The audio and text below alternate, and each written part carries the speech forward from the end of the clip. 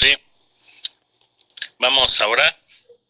Padre Santo, Señor que estás en los cielos, Señor, te agradecemos por estos momentos que tenemos de compartir tu palabra.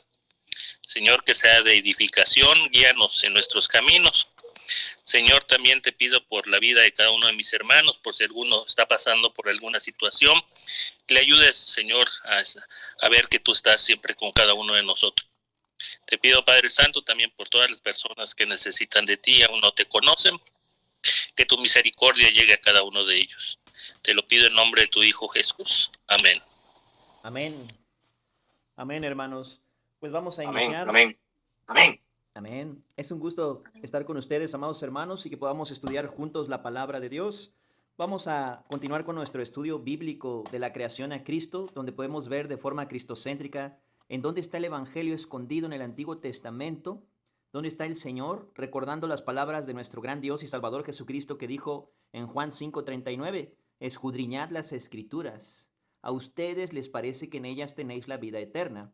Ellas son las que dan testimonio de mí. Testimonio de mí.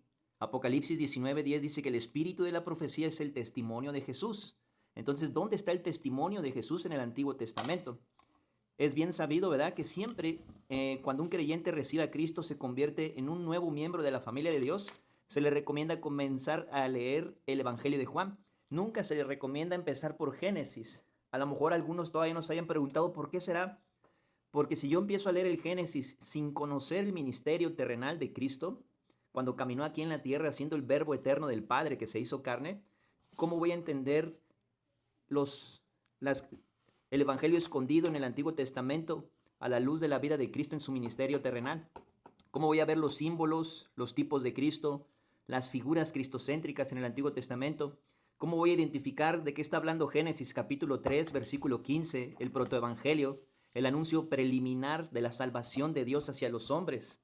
Esa promesa de esperanza que Dios hizo en el huerto del Edén, todavía estaban adentro del huerto del Edén Adán y Eva, y Él promete enviar un Salvador, el hijo de una virgen. Génesis 3, versículo 15. Pondré enemistad entre tu simiente y la simiente de la mujer. Ella te herirá en la cabeza, que es una herida mortal. La simiente de la mujer, el hijo de una virgen, es donde Cristo venció a Satanás en la cruz. Y tú le herirás en el calcañar, que es donde atravesaron los clavos y los pies de nuestro gran Rey y Salvador Jesucristo. Entonces podemos ver que ahí está el Evangelio. Inclusive mucho antes de la caída podemos ver y ubicar en la dispensación de la inocencia en dónde está escondido el Evangelio. En el árbol de la vida, ¿verdad? Cuando nosotros concatenamos esa parte del árbol de la vida que estaba en medio del huerto y vamos a pasajes como Mateo 18, donde Jesús dijo, donde hay dos o más reunidos en mi nombre, ahí estoy yo en medio de ellos. Y por ejemplo Juan capítulo 15, versículo 5, donde Jesús dice, yo soy la vid, o sea, el árbol de la vida. Yo soy la vid, vosotros los pámpanos, las ramitas, nosotros somos las ramitas que hemos sido unidos a Cristo mediante su muerte y resurrección. El que permanece en mí y yo en él, este lleva mucho fruto. Ahí está la posición del creyente, puestos en Cristo. Dios nos colocó en Cristo cuando crucificó nuestra carne juntamente con él. No solamente murió por nuestros pecados, nuestras almas fueron emblanquecidas con su preciosa sangre, a los que somos de la fe de Jesús, por gracia, no por obras. Y él resucitó al tercer día para resucitarnos con una nueva naturaleza vivificada por el Espíritu Santo, con el sello de la justicia verdadera que es de Cristo. Entonces podemos ver, amados hermanos, que cada parte del Antiguo Testamento esconde una sombra de Cristo, una figura, un símbolo, un tipo de Cristo. El Evangelio mismo está ahí expresado de forma muy obvia, pero solamente con el Espíritu de Dios discerniendo a través de los Evangelios el Antiguo Testamento, podemos encontrar al Señor Jesucristo escondido, ¿verdad? Desde las primeras páginas de la Biblia hasta el libro de Malaquías. Hola, por favor, silencio, Misael. Ahora miren, amados hermanos, algunos ya tienen el discipulado digital de la creación a Cristo, ¿verdad? Vamos a nuestras Biblias, amados hermanos. Si algunos no lo tienen, después se los comparto primeramente Dios. Lo más importante es que tengamos nuestras Biblias. Eso sí, hagan todo lo posible por tener sus Biblias. No confíen en lo que yo vaya a decir. Ustedes deben de auditarlo todo con la palabra de Dios. Es un principio bíblico cuando uno comienza a aprender. Jeremías 17:5, ¿verdad? Así ha dicho Jehová. Maldito el varón que confía en el hombre y pone carne por su brazo y su corazón se aparta de Jehová. Si nosotros confiamos en un pastor, Lo reina. en un hermano, en un anciano, en cualquier persona que no sea Cristo, siempre tarde o temprano, más temprano que tarde, nos van a decepcionar o desilusionar. Porque nosotros, aunque seamos hijos de Dios, hermanos, posicionalmente somos perfectos por los méritos de Cristo, pero condicionalmente aquí en la tierra somos imperfectos y seguimos cometiendo errores. Es por eso que nosotros debemos confiar plenamente en lo que Dios ha dicho en su palabra y no salirnos de ahí. Así podremos reconocer cuando hay algún error doctrinal en alguna enseñanza.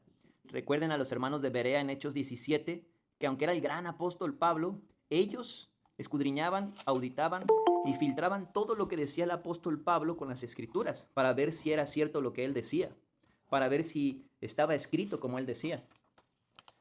Ahora, amados hermanos, para continuar con nuestro estudio, vamos a Génesis capítulo 22, versículo 8, para retomar la parte final de la lección anterior. Si alguien lo encuentra en sus Biblias y nos lo puede compartir, sería excelente, amados hermanos. Génesis capítulo 22, versículo 8. Amén. Adelante. Y respondió Abraham: Dios se proveerá de cordero para el holocausto, hijo mío. E iban juntos. Amén. Este es la famosa palabra que es muy conocida y popular entre los cristianos, ¿verdad? Jireh, Jehová se proveerá. Lastimosamente es una pena que se use principalmente para aludir a la prosperidad económica acerca de la provisión de Dios para nuestras familias, lo cual es cierto. Él no solamente es nuestro Salvador y protector, también es nuestro proveedor. Todas las cosas buenas que tenemos vienen de Dios, por supuesto que sí. Pero aquí hay una enseñanza que tiene un contexto más profundo, fuerte y que va hermanado a la salvación del pecador. Esta palabra, cuando Abraham, el padre de la fe, dice Dios se proveerá, significa que él está anunciando el evangelio de que Dios se proveerá a sí mismo, que el Hijo de Dios se proveerá en lugar nuestro en la cruz, que Jesús mismo ocuparía nuestro lugar en la cruz para que nuestras almas no ocupen una eternidad en el infierno. Cristo murió por nuestros pecados conforme a las Escrituras y fue sepultado y resucitó al tercer día conforme a las Escrituras, como dice 1 Corintios 15, versículo 3 y 4. Entonces, los santos del Antiguo Testamento, como por ejemplo Abraham, el padre de la fe, veían esta salvación tan grande venir en tiempo futuro. Nosotros, en el tiempo de la gracia, vemos esta salvación tan grande que el Mesías ya vino en tiempo pasado, pero esta salvación tan grande, al ser Dios mismo encarnado, hecho hombre, la sangre bendita que Él derramó en la cruz, tiene una fuente de poder inagotable para salvar a cualquier alma, sin importar cuán pecaminosa sea, y limpiarla y purificarla de toda maldad. Si la acción injusta, incrédula, que produjo desobediencia de un solo hombre, Adán, en el huerto del Edén, tuvo poder suficiente para devastar a toda la humanidad bajo la maldición del pecado, y solamente Adán desobedeció un solo mandamiento en el huerto del Edén: de todo árbol del huerto podéis comer, excepto del árbol del bien, de la ciencia del bien y del mal, porque el día que de él comiereis, ciertamente moriréis. Por un solo mandamiento, por no creerle una sola vez a Dios, eso tuvo poder suficiente para condenar el alma, las almas de todos los descendientes de generaciones futuras que vienen de Adán, es decir, de toda la humanidad. Por eso nosotros pecamos. Nosotros no es que estamos condenados porque hacemos malas acciones, sino que hacemos malas acciones porque nacemos pecadores. En el Salmo 51 el rey David dice: desde el vientre de mi madre fui concebido en pecado. Los 10 mandamientos no es en sí la razón por la que pecamos. Los 10 mandamientos nos dan conocimiento del pecado que nos heredó nuestro primer padre en el huerto del Edén, Adán. Los ateos, los agnósticos, los panteístas y cualquier cosa rara que vaya existiendo e inventándose en el mundo quieren aludir a Dios todas las cosas malas que suceden en el mundo, como los catástrofes naturales, los tsunamis, las tormentas, las inundaciones, los terremotos que violan niños, que matan a inocentes, y se lo quieren adjudicar a Dios, cuando Dios no tiene nada que ver con la rotura espiritual que surgió desde Adán y Eva en el huerto del Edén. Desde ese entonces, todos los que son descendientes de Adán nacen con la maldición del pecado y por lo tanto estamos separados de Dios hasta que llegamos a Cristo, obviamente, ¿verdad? Cuando le reconocemos como nuestro único y suficiente Salvador, entonces se cumplen las palabras de Jesús en Juan 5:24. Si quieren, busquemos Juan capítulo 5, versículo 24. ¿Es cierto? ¿Es cierto?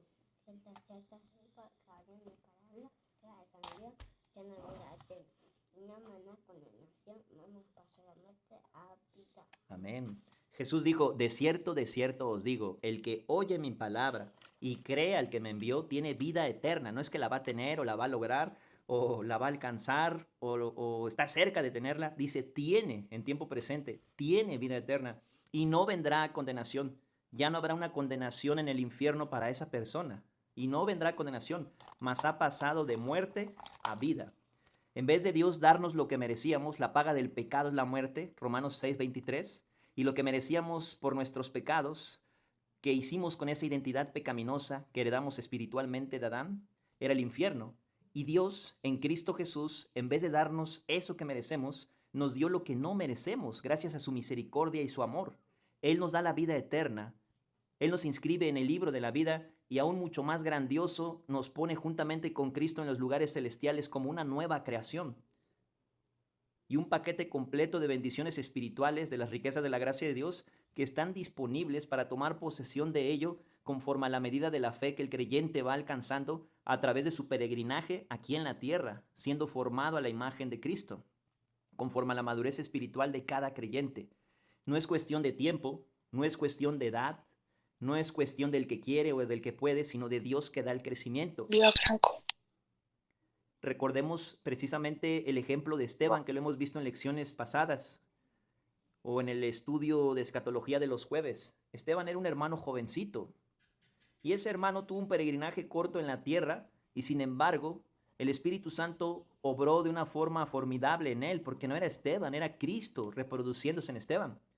Y aunque tuvo un ministerio corto en su vida, el galardón es producido por Cristo, es oro, plata y piedras preciosas, y cuando Cristo venga a arrebatar a su iglesia y comparezcamos en el tribunal de Cristo en el tercer cielo, eso que produjo el Espíritu Santo en Esteban es equiparable a la gloria con la que Dios merece ser magnificado y recibe recompensa, recibe galardón para arrojar esas coronas a los pies de Cristo, de acuerdo a lo que dice Apocalipsis 4, versículo 10.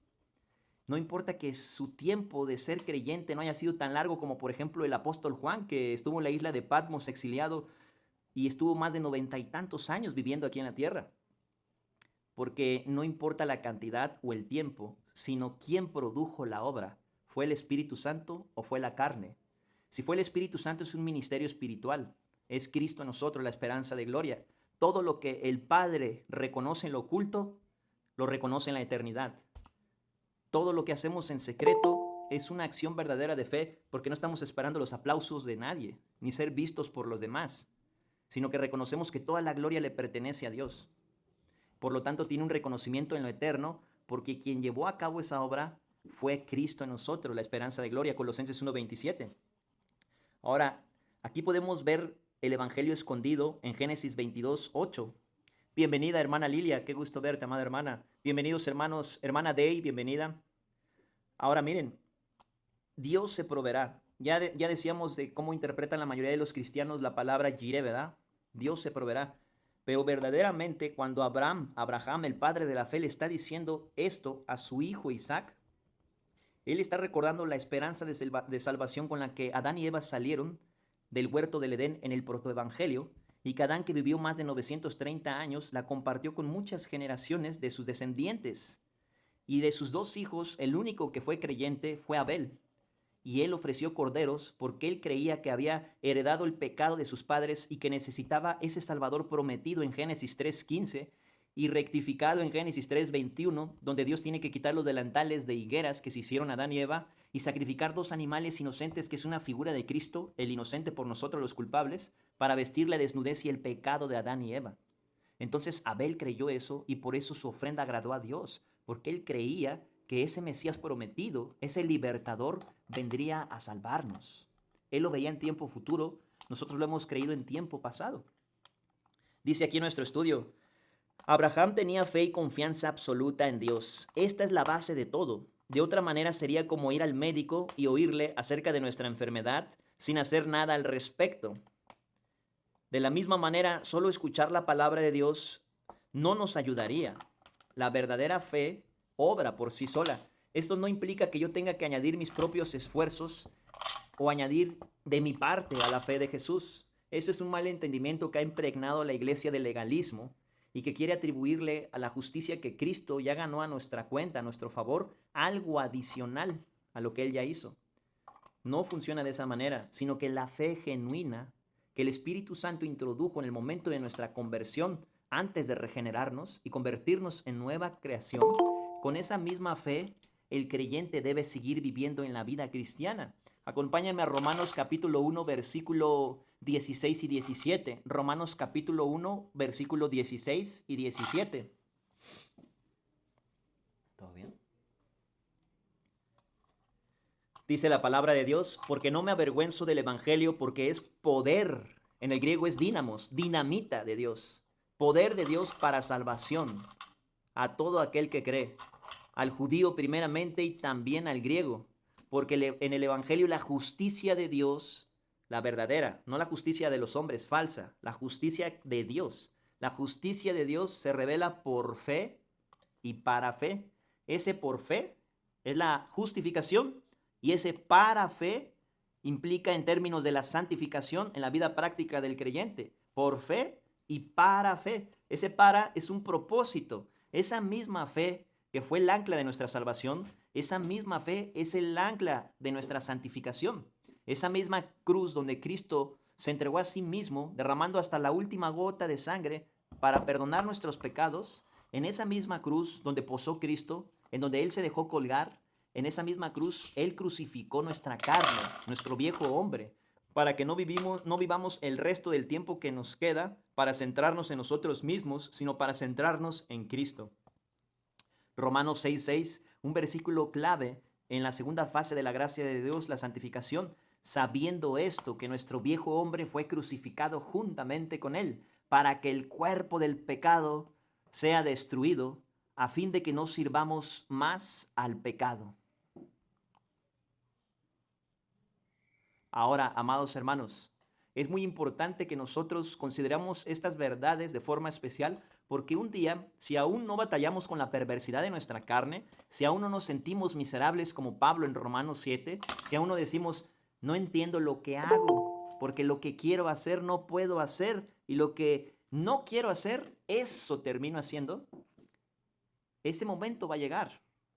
Es parte del crecimiento espiritual. Un bebé en Cristo no va a experimentar eso todavía. Él está viviendo la gran experiencia de la regeneración, del nuevo nacimiento. Él está asombrado de que todos sus pecados le hayan sido perdonados gracias a la obra salvífica de Cristo. Pero pronto va a descubrir, algunos más tarde, otros más pronto, que en su carne sigue habiendo un enemigo íntimo que se opone a que él sea formado a la imagen de Cristo. Es un enemigo interior, el enemigo de la santificación. Ese enemigo no quiere que el Espíritu de Cristo gobierne nuestros corazones. Y Dios ha proveído, así como Abraham le dijo aquí a su hijo Isaac, Dios se proveerá. Dios ha proveído un medio instrumental para quitar a ese enemigo del medio del gobierno de nuestras vidas. Dios usa como medio instrumental la cruz donde Cristo crucificó nuestra carne para quitar al yo del trono y entronizar a Cristo por encima de todas las cosas como el Rey verdadero y Señor de nuestras vidas. No nada más para que le digamos Señor cada domingo, ¿verdad? Sino para que verdaderamente Él sea el Señor todos los días, en lo privado, en lo oculto y en lo público. Para que primeramente el reino de Dios se expanda adentro de nosotros y de esta manera el Espíritu Santo pueda usarnos para expandirlo en otros creyentes, ¿verdad? Para la gloria de Dios, no para atraer los reflectores o las luces de la popularidad hacia nuestras propias personas, sino a nuestro gran Dios y Salvador Jesucristo. Hermano Manu, perdón, veo tu manita levantada. Adelante, hermano. Vale, mira, una preguntita. Y es que mira, yo que soy de España, entonces aquí son las 3 de la mañana. Entonces, pregunto, ¿hacéis estos tipos de videollamadas más temprano? ¿Algunos días? ¿O solo por la tarde? Los días jueves, hermano Manu, comenzamos media hora antes, pero también grabamos las lecciones y los subimos al canal de YouTube que Dios nos proveyó. Si quieres, hasta donde puedas estar, nos daría gusto que te quedaras, ¿verdad? Y ya Vale. voy a dejar aquí en la bandeja de mensajes el link para que te puedas unir al grupo donde compartimos las grabaciones de los estudios. Tenme un poquito de paciencia porque no soy muy hábil para encontrar esto, pero ahorita lo No te comparto. preocupes, Permíteme tantito, es que es muy hermano. tarde aquí ya. Sí. Bastante diferencia, ¿verdad? De horas. Sí. ver, como unas 8 horas. 8 horas. Sí, bastante. Pero Pero qué bueno, yo tengo bueno, mucha hermano fe, así Mano. que no me preocupa. Nos da mucho gusto que estés aquí con nosotros. Bienvenido. Y la gracia y la paz de Gracias, nuestro gran Dios y Salvador Jesucristo contigo, ¿verdad? muchísimas gracias. Que Dios os acompañe a todos. Yo voy a dormirme. Sí, hermano, ahí está el link, mira. Ah, Que perfecto. descanses, hermano. En paz me acostaré y asimismo dormiré, porque solo tú, Jehová, me haces vivir confiado. Ay, pero no me deja entrar. Espérate. Un momento. Sí, hermano. Vale. Ya. Excelente. Muchísimas gracias. Gracias a Dios, Que tengáis hermano. todos una excelente noche. Igual, hermano, Dios Amén. te siga bendiciendo. Bendiciones.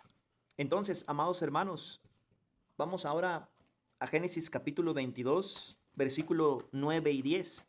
Acuérdense, esas palabras de Abraham, el padre de la fe, Dios se proveerá. Ya quítense esa idea que yo también la tuve por mucho tiempo.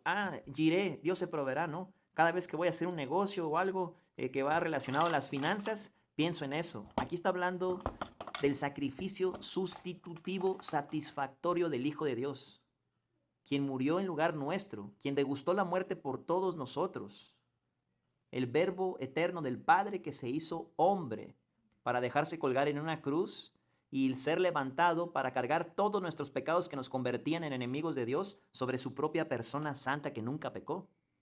Pero cargó toda la inmundicia, toda la porquería, toda nuestra suciedad, se la adjudicó a Él. Él sabía que tenía que beber esa copa porque era la voluntad del Padre. Esa copa contenía todos nuestros pecados, todo el sufrimiento por nuestro pecado, y Cristo se la bebió toda.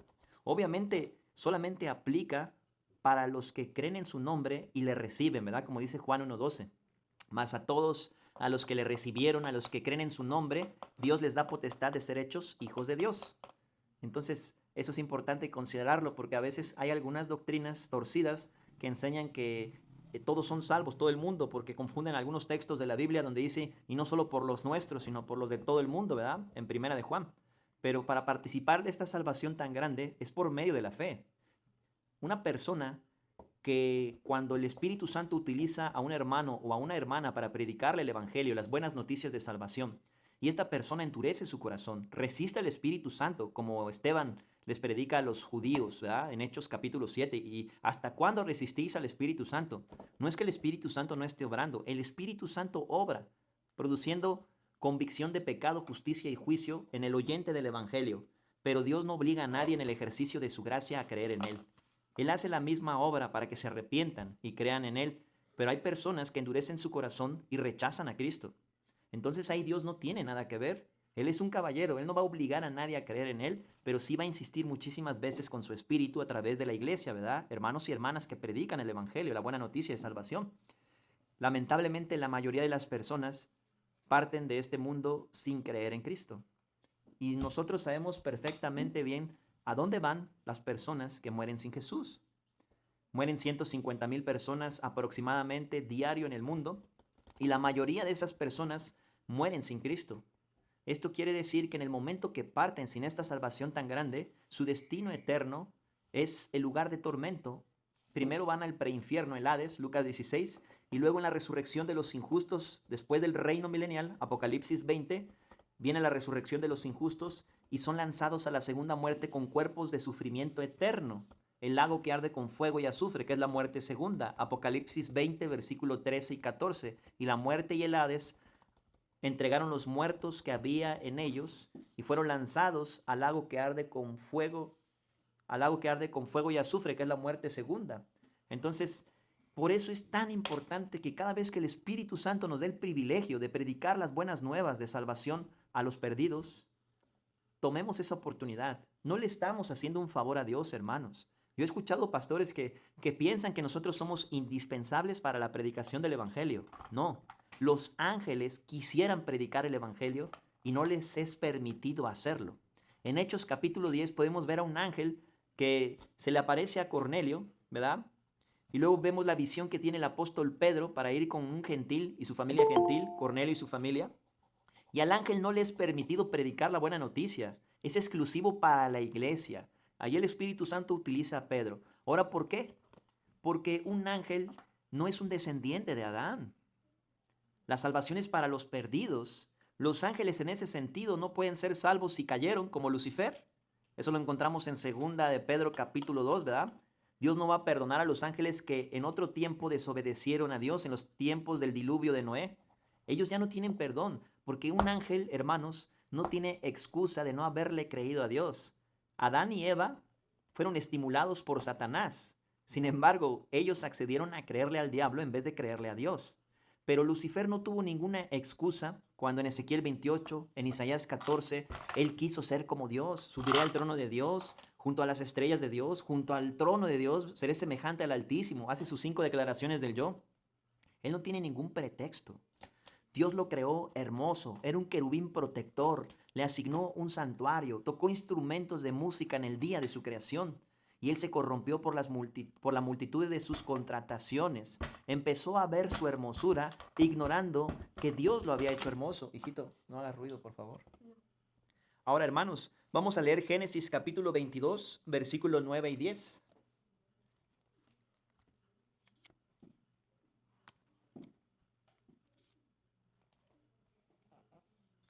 Si alguien lo quiere compartir, adelante, amadas hermanos y hermanos.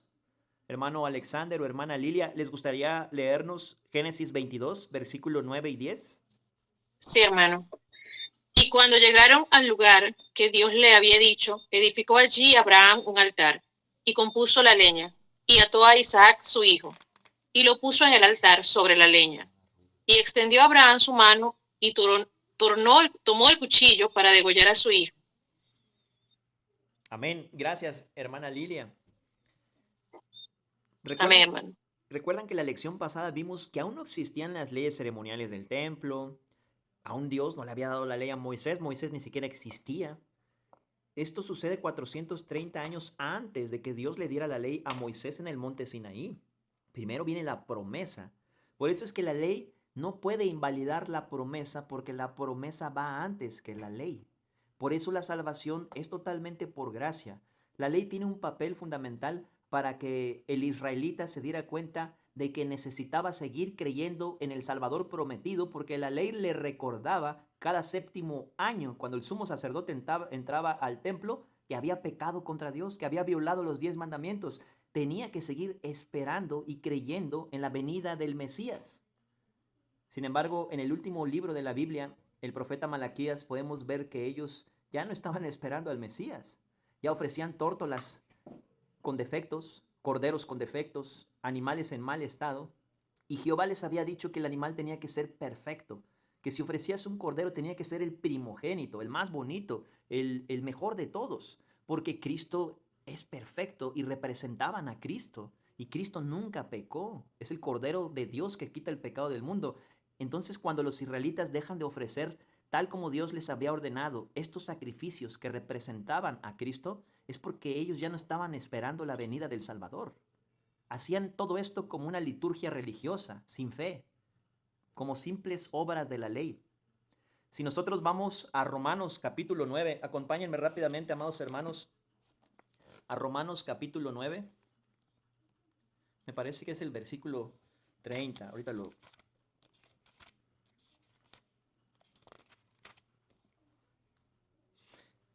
Romanos capítulo 9, versículo 30 y 31. Permítanme leérselos.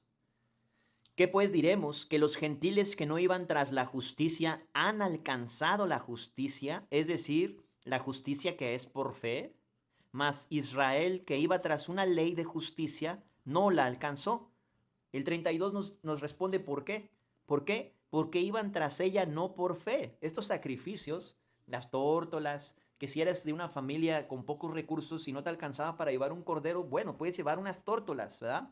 O si era un niño de 12 años, ya se consideraba un adulto en la cultura israelita. Dios les enseña eso en el Antiguo Testamento, ya tenía que llevar sus tórtolas. Pero debía ser un animal perfecto, un macho cabrío perfecto, un cordero perfecto, unas tórtolas perfectas, sin defecto, el mejor. Y vean qué pasa. Porque iban tras ella no por fe, sino como por obras de la ley. Se olvidaron del propósito que tenían estos sacrificios, que era recordarles que iba a venir Cristo, que iba a venir el Mesías prometido, que iba a venir el perfecto, que iba a morir por los imperfectos. Y entonces cuando empiecen a ofrecer animales defectuosos en el libro del profeta Malaquías, ahí queda demostrado que el pueblo de Dios se había olvidado de esta salvación. Obviamente Dios va a volver a tratar con Israel, es la nación bendita de Dios, ¿verdad? Nosotros somos la iglesia de Dios, pero étnicamente hablando, en forma de patria, Israel va a tener su oportunidad después de que la iglesia sea arrebatada, como dice Romanos 11:26, que no hay que buscarle mucho ni pasar semanas investigando qué quiere decir el texto bíblico, como una vez escuché a un teólogo diciendo, ¿verdad? Que se pasó 5 semanas tratando de encontrarle los pies a ese versículo, pero no pudo ver a Israel ahí. Bueno, porque cuando estudiamos la Biblia con un método interpretativo dogmático, yo quiero forzar un versículo a que se acomode a mi propio pensamiento, porque estoy tratando de inyectar pensamientos humanos a un texto bíblico, en vez de acomodar lo espiritual a lo espiritual. Y como tienen posturas preconcebidas en donde se la pasan atacando a Israel, maldiciendo a Israel, cosas muy raras, hermanos, honestamente, entonces no pueden aceptar la verdad. Pero miren, en Romanos 11, versículo 25, entra la plenitud de los gentiles, que es cuando el último de los gentiles, sellado con el Espíritu Santo, marca el día y la hora del arrebatamiento, mas no lo dice ahí cuándo va a ser, pero indica el momento exacto cuando va a suceder, pero eso es algo que solo Dios lo sabe, pues por eso nadie puede decir un día y una hora como dice Mateo 24 y 36, nadie sabe ni el día ni la hora. Pero en Romanos 11, versículo 25 y 26, podemos ver que Dios vuelve a tratar con Israel más adelante. Entonces ellos tienen que creer que el falso Cristo, el anticristo, el hombre inicuo, es el Mesías. Y ellos están esperando justamente un Mesías como ese, con poder político, poder religioso, que les dé una paz circunstancial, efímera, en este mundo caído pecaminoso. No la paz que Cristo nos ha dado, que es eterna, y que nuestra ciudadanía está en los cielos, ¿verdad? Nuestra patria es celestial, no es en este mundo. Él nos ha dado vida eterna, pero ellos no han creído en eso todavía, tienen embotado el conocimiento, y Dios en su misericordia quiso que así fuera. Estaba profetizado 750 años en Isaías 29, versículo 10 en adelante. Pondría espíritu de adormecimiento en Israel. Ellos tienen el velo puesto, dice 2 Corintios 3, pero el velo les será quitado. Entonces vean lo que dice Romanos 11, versículo 25 y 26. Por eso nosotros nunca nos debemos de expresar mal de los judíos. Nosotros debemos de bendecirles. Si conoces a uno, predícale el evangelio. Debemos orar por la paz de Jerusalén, pero ojo, no es una paz mundana por la que estamos orando. No podemos impedir que un día Israel vaya a ser situado, que un día el anticristo los vaya a engañar. Eso no lo podemos impedir, está escrito en la Biblia. Si no aprendemos a aceptar lo que la Escritura dice, vamos a ser como esos creyentes en el coronavirus, que no estaban de acuerdo con que hubiera pandemias, con que hubiera pestes y enfermedades, pero pues resulta que Mateo 24, versículos 6 y 7 dice que así tiene que ser. Entonces yo no puedo orar en contra de la voluntad de Dios. O esos hermanos con doctrinas, bueno, que yo creo honestamente, ¿verdad?, que no son hermanos, pero que están decretando y declarando. Y ahí muchos anduvieron decretando y declarando que el coronavirus desaparecía. Y el coronavirus duró 3 años, no desapareció. Entonces, no podemos pedir en contra de lo que Dios dice que va a suceder en su palabra y que es su voluntad. No le podemos torcer la mano a Dios, ni puedo mandar sobre la soberanía de Dios. Entonces hay que tener mucho cuidado con ese tipo de cosas que andan decretando y declarando. El coronavirus desaparece a partir de este momento y no desapareció. Se quedó más de 3 años, ¿verdad? Amén, hermana. Sigue habiendo casos de coronavirus, ¿verdad? Ya no es tan letal, ¿verdad?, como ese tiempo, pero sigue habiendo. Y le van cambiando el nombre y no sé qué tanto. Pero miren, Romanos 11, versículo 25 y 26. Porque no quiero, hermanos, que ignoréis este misterio, para que no seáis arrogantes. Hoy hay muchos hermanos que andan de arrogantes, insultando a Israel, llamándole genocida. No te puedes esperar nada nuevo, nada bueno de un pueblo inconverso. Los judíos son inconversos. Es un pequeño remanente que cree en Cristo, pero Israel como patria es una patria inconversa. Como patria no ha recibido a Cristo. Entonces no te puedes esperar que ellos actúen con el Espíritu Santo porque no tienen el Espíritu Santo. La única forma que tienen para actuar es respondiendo a la guerra, respondiendo a los ataques, ¿verdad? Entonces dice el versículo 25, ¿qué ha acontecido a Israel? Endurecimiento. Ojo, este endurecimiento, Isaías 29, versículo 10 en adelante, 2 Corintios 3, el velo está puesto, pero el velo se quitará. Tiene que entenderse que el propósito de esto está lleno de una gran misericordia de Dios de parte de la promesa tripartita a Abraham, en tu nombre serán benditas todas las naciones de la tierra, hacia los gentiles, nosotros. Si Dios no embota el conocimiento de Israel y envía espíritu de adormecimiento para que oyendo no oigan, viendo no vean y no se conviertan y sus pecados les sean perdonados, cuando Cristo precisamente habló esto en los evangelios, haciendo nombramiento de esa profecía de Isaías 29, nosotros no seríamos salvos, hermanos. Nosotros no estaríamos inscritos en el libro de la vida. Dios nos hubiese hecho a un lado y solamente hubiera salvado a su pueblo Israel. Pero Dios es bueno y misericordioso y Él puso a ellos en stand-by para salvarnos a nosotros los gentiles. Y esa pausa profética que no la pueden aceptar algunos porque quieren discernir la Biblia con su intelecto humano, y la palabra de Dios no son palabras de sabiduría humana. De hecho, aquí hay una muestra de la pausa profética que ellos dicen que no existe, algunos, ¿verdad? Lo podemos ver aquí en el versículo 26. Yo no veo que todo Israel sea salvo como patria. Todavía le falta un éxodo final a Israel. Apocalipsis 12, Apocalipsis 13, Isaías 35, Isaías 63, Zacarías 14, Joel capítulo 2, Miqueas capítulo 4. Todavía le falta un éxodo final, un trato final, profecías que van dirigidas completamente a la nación de Israel que todavía no se han cumplido. Entonces Dios no cambia de opinión, ¿verdad? Él sigue siendo el mismo ayer, hoy y siempre. Hebreos 13:8. Vean el versículo 26. Y luego todo Israel será salvo, ¿verdad? Ojo, si aquí estuviera diciendo que este Israel que se menciona en el versículo 26 es la iglesia, no nos estaría diciendo a la iglesia, en versículos anteriores, si respetamos la premisa y el contexto de este capítulo, que no seamos arrogantes, que no nos jactemos de las ramas originales, porque nosotros éramos ramas silvestres, pero hemos sido injertados en el olivo natural. Entonces hace una diferenciación entre la iglesia y Israel y dice en el versículo 26 que va a volver a tratar con Israel y luego todo Israel será salvo como está escrito. Y vean en dónde está escrito eso. Vendrá de Sión. Aquí este Sión que se usa es el monte de Dios, la Jerusalén celestial en el tercer cielo, ¿verdad? No es cuando a veces a Israel en el Antiguo Testamento se le dice Sión de forma terrenal. ¿Cómo podemos darnos cuenta de esto? Conforme el contexto del capítulo que estamos estudiando. Aquí lo sabemos porque vendrá de Sión el libertador y él no ha venido. ¿En dónde está él? No se turbe vuestro corazón, creen en Dios, crean en mí también. En la casa de mi Padre muchas moradas hay. Bueno, él primero va a venir por su iglesia. Después, el arrebatamiento de la iglesia quita del medio al que al presente detiene al anticristo. El Espíritu Santo siempre ha existido. No es que va a dejar de existir o se va a ir completamente de la tierra. Esto lo quiero aclarar muy bien porque no se entiende desafortunadamente. Jesús en Juan 7, versículo 38 y 39, alzó la voz en el día de la gran fiesta y dijo: todo el que tenga sed venga a mí, y como dice la Escritura, de su interior brotarán ríos de agua viva que salten para vida eterna. Versículo 39, clave. Esto decía Jesús del Espíritu Santo que habría de venir en los que creyesen en él, porque aún no había venido el Espíritu Santo. Entonces, cuando una persona... entonces, sí, hijito, por favor, pórtate bien. Cuando una persona diga, entonces, el Espíritu Santo no es lo que detiene al anticristo, es el arcángel Miguel o cualquier cosa que no sé de dónde lo sacan honestamente, hermanos. Recuerden eso. Juan 7:39.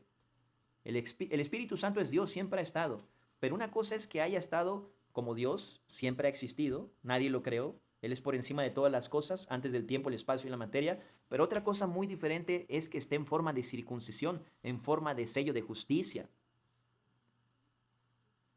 ¿En quiénes está en forma de sello de justicia? La circuncisión del Espíritu, no hecha en carne con un cuchillo o una tijera, sino con el Espíritu, en la iglesia.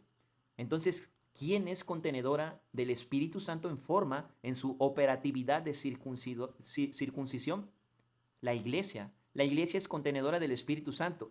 ¿Quién detiene al anticristo entonces? No es el arcángel Miguel. No hay que desvirtuar un capítulo de Daniel 12 que ni siquiera se ha cumplido. No han resucitado los santos del Antiguo Testamento ni ha iniciado el reino milenial, como lo indica el final de ese capítulo, para que digamos que el arcángel Miguel es quien detiene al anticristo, porque esas profecías de ahí, hasta el versículo 4, vemos parte parcial cumplidas. Pero del versículo 4 en adelante, después de que dice la ciencia aumentará y correrán de aquí para allá, no se han cumplido todavía. Entonces hay que tener mucho cuidado con eso. Cuando alguien nos enseña algo, hay que ir a la Biblia y hay que orar a Dios para ver si es como Él dice. Y hay que someterlo a la verificación bíblica, si verdaderamente se puede comprobar bíblicamente lo que nos están enseñando. Porque hay hermanos de sana doctrina que han comprado esa de que es el arcángel Miguel quien detiene al anticristo. El arcángel Miguel es designado para ser guardián de Israel, no para ser guardián de las otras naciones. Es un principado bueno que es de Dios. Hay principados que son de Dios y hay principados que son del enemigo, ¿verdad? Del diablo. Ahí lo vemos cuando Gabriel le dice al profeta Daniel, el príncipe de Persia se me opuso 21 días.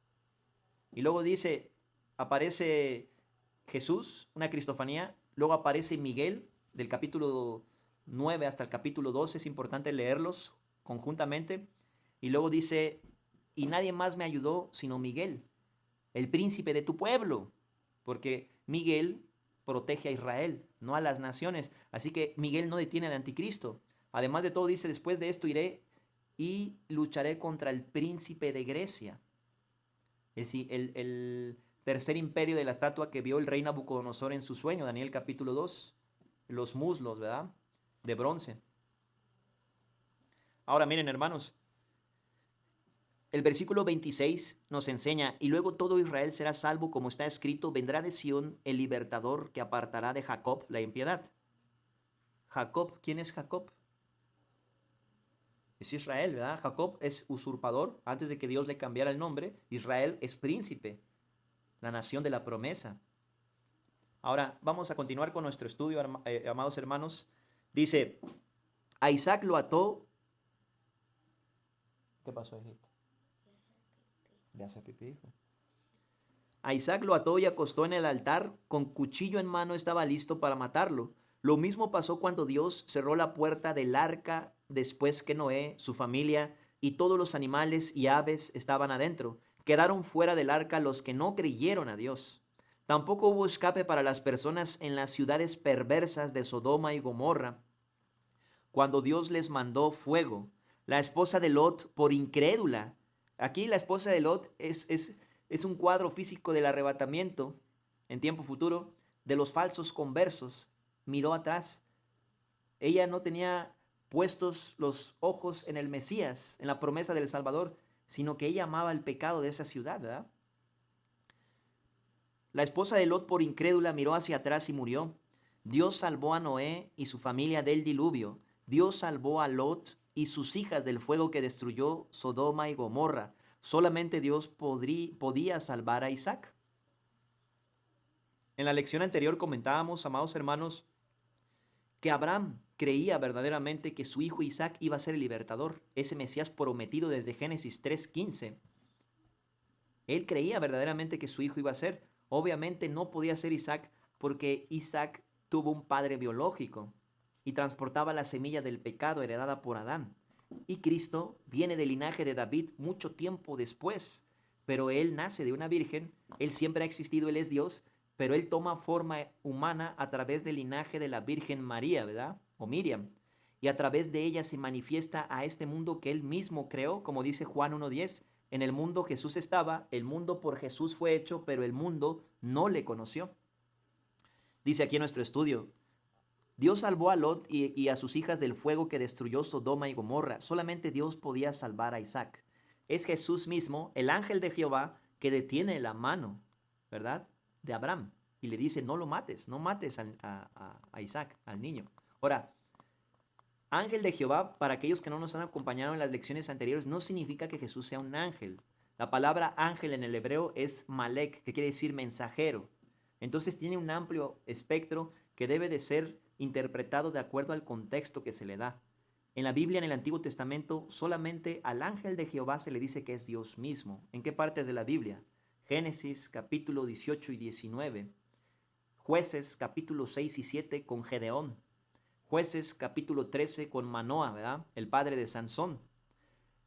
El libro de Josué, antes de derribar los muros de Jericó, un príncipe con una espada desenvainada, ¿verdad? En Génesis, cuando Jacob lucha con el ángel de Jehová en Peniel, ¿verdad? Y dice, he peleado con Dios y he vencido, y mucho ojo, no le hizo una llave a Dios, le venció con oración, con ruego y lloro. ¿En qué parte de la Biblia dice que no es con su propia fuerza que Jacob venció? En Oseas capítulo 12, versículo 4. Oseas capítulo 12, versículo 4. Jacob luchó con Dios en Peniel, con el ángel de Jehová, y venció con ruego y lloro. No es que le aplicó un torniquete a Dios y a Dios le dolió y le dijo, está bien, te voy a bendecir. No, tengo que decirlo así porque he escuchado hermanos que piensan eso, que a lo mejor Jacobo era muy fuerte o comía muchas espinacas. Es imposible, hermanos. O sea, la misma palabra de Dios dice que los ángeles son superiores a nosotros en fuerza. Ahora imagínense Dios que creó a estos seres espirituales, los ángeles. ¿Qué oportunidad va a tener Jacob de vencer con su fuerza a Dios? Ninguna. Es ridículo. Tanto es así que el Señor le toca apenas el muslo y se lo descoyunta, que es una señal de un pacto, ¿verdad? De la promesa también. Vemos un pacto similar cuando Abraham envía a su siervo Eliezer a conseguir una mujer a su hijo Isaac de su parentela. Y el siervo le toca el muslo, ¿verdad?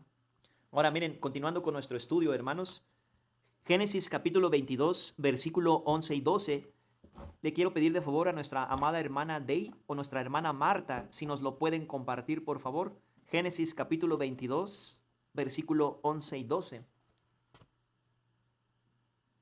Ya, 22, ya te lo busco. Gracias, hermana Hermano, Marta. buenas noches. Buenas Ya noches, te lo hermana. busco. 22, versículo ¿qué? 11 y 12, porfa, hermana. Listo, perfecto, aquí lo tengo. Pero el ángel del Señor lo llamó desde el cielo y le dijo, Abraham, Abraham. Y él respondió, aquí estoy. Y el ángel dijo, no extiendas tu mano sobre el niño ni le hagas nada. Yo sé bien que temes a Dios, pues no me has negado a tu único hijo. Gracias, hermana. En la lección Amén. pasada pudimos ver en Hebreos capítulo 11 que la fe de Abraham era tan grande que él creía que Dios iba a resucitar a su hijo Isaac, y por supuesto que Dios lo hubiera podido hacer, pero la muerte de Isaac no hubiera logrado nada para salvarnos a nosotros. Simplemente es un tipo de Cristo, Isaac. A mí lo que me sorprende realmente, hermanos, es que después hay un carnero atorado en el zarzal. ¿Por qué me sorprende esto? Porque más adelante, 430 años después, que curiosamente ese monte Moriat, ¿verdad? Es donde más adelante los judíos hicieron el segundo templo, ¿verdad? Ahí mismo. O sea, el primero fue con Salomón, pero después lo reconstruyeron porque lo destruyó el rey Nabucodonosor, ¿se acuerdan? Y entonces la primera etapa profética de la semana 70 se reconstruían los muros en tiempos angustiosos, Nehemías capítulo 2. Entonces ahí se reconstruye el templo y eso se le conoce como el segundo templo.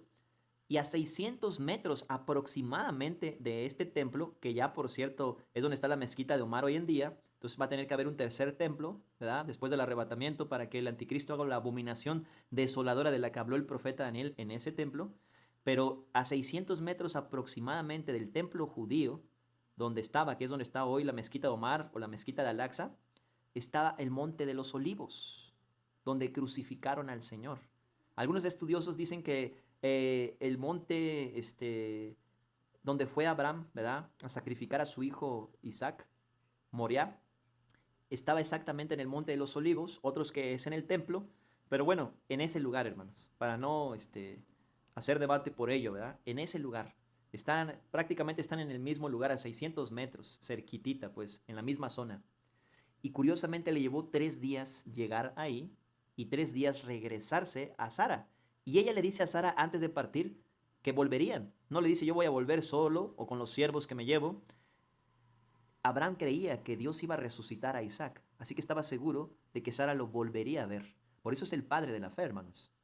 También podemos ver que el padre de la fe, Abraham, le dice a sus siervos, ustedes quédense aquí, yo voy a ir a hacer el sacrificio con Isaac y nos devolveremos cuando terminemos.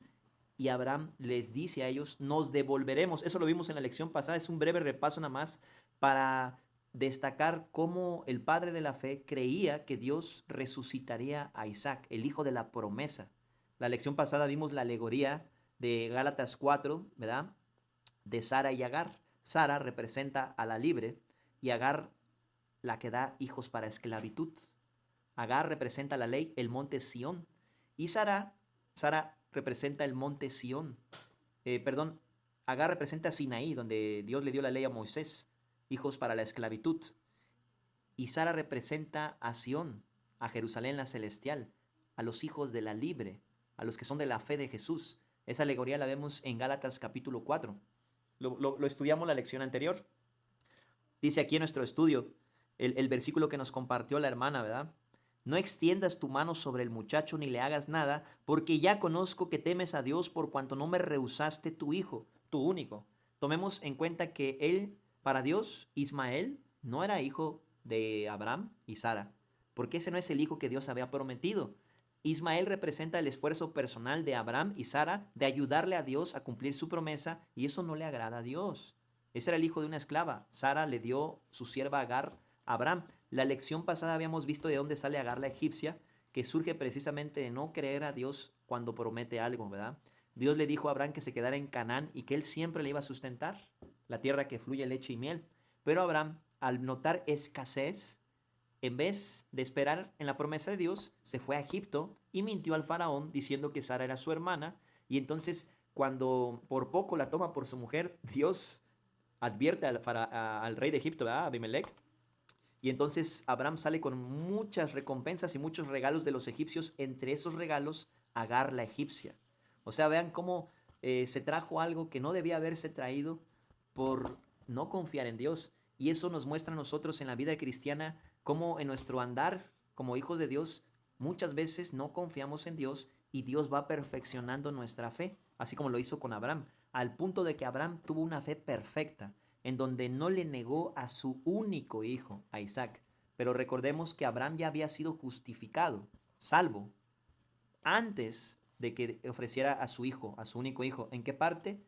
Génesis capítulo 12, Génesis capítulo 15, versículo 6 y Romanos 4:4. Creyó Abraham y su fe le fue contada por justicia. Abraham fue salvo por la fe, no porque ofreciera a su hijo Isaac.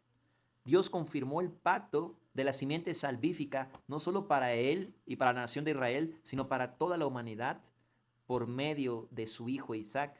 Isaac tuvo a Jacob, Jacob tuvo a Judá, Judá, el rey David viene de la tribu de Judá, y Cristo es del linaje de David, de la tribu de Judá, nacido en Belén, la ciudad de David.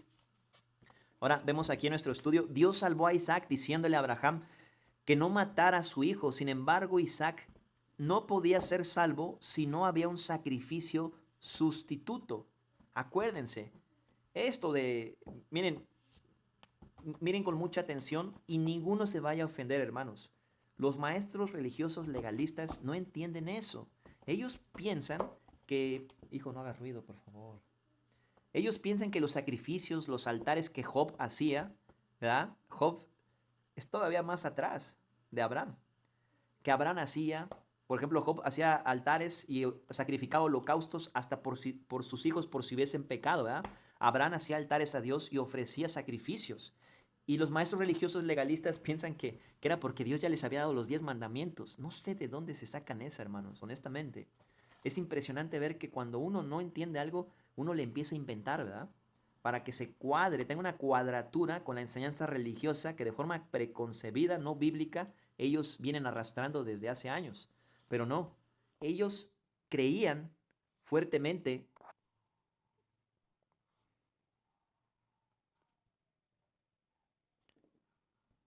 ¿Ahí me escuchan, hermanos? Sí, sí lo escuchamos, hermano. Gracias. Es que se fue la luz acá, pero ven es porque se fue la luz, hermanos. Pero continuando, ellos creían, hermanos, no porque Dios les hubiera dado los 10 mandamientos antes que a Moisés, sino porque ellos creían en la esperanza de salvación que Cristo traería, y ellos ofrecían por eso holocaustos, sacrificios, sustitutos, porque ellos sabían que iba a venir un sustituto, el cual es Cristo, para pagar en nuestro lugar lo que nosotros merecíamos. El dilema que Dios resolvió al enviar a su propio Hijo a este mundo, ¿verdad? ¿Qué dilema es ese? Castigar el pecado de nosotros sin castigarnos a nosotros. Castigar el pecado sin castigar a los pecadores. ¿Cómo lo hizo Dios? Enviando a su propio Hijo para que Él fuese propiciación por nuestros pecados. ¿Qué significa la palabra propiciación? Sacrificio. Raro.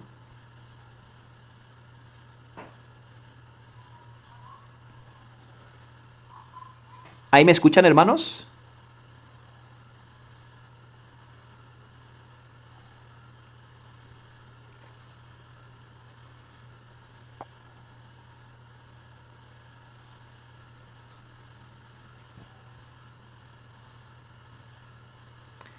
Ay, ¿me oyen, hermanos? Se cortó el internet.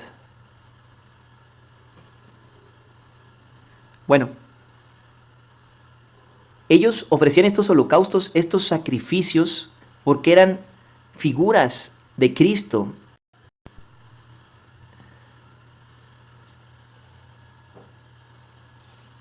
Se cortó. Hijito, pórtate bien, por favor, hijo. Sí.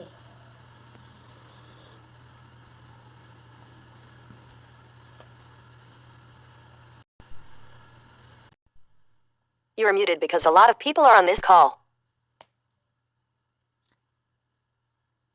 Hermanos, se me cortó el internet. Una disculpa. Tranquilo, hermanos, aquí lo estamos esperando, tranquilos. Gracias, hermana Cris. Entonces, comentaba, hermanos, que cuando Abraham, Job, los santos del Antiguo Testamento, por ejemplo, Gedeón, le ofrece un sacrificio, ¿verdad? A Jesús, al ángel de Jehová. Es decir, a Dios manifestado en mensajero, para que no destruyese con su gloria a los que oían su mensaje. Todo esto no es porque Dios les hubiese entregado la ley antes que a Moisés. Esas son enseñanzas falsas de maestros religiosos legalistas, sino porque era todo lo contrario. Ellos creían en la gracia que se iba a manifestar cuando el verdadero Cordero, no un animal, sino el verdadero Cordero de Dios, el Mesías, el Hijo de la promesa, ¿verdad?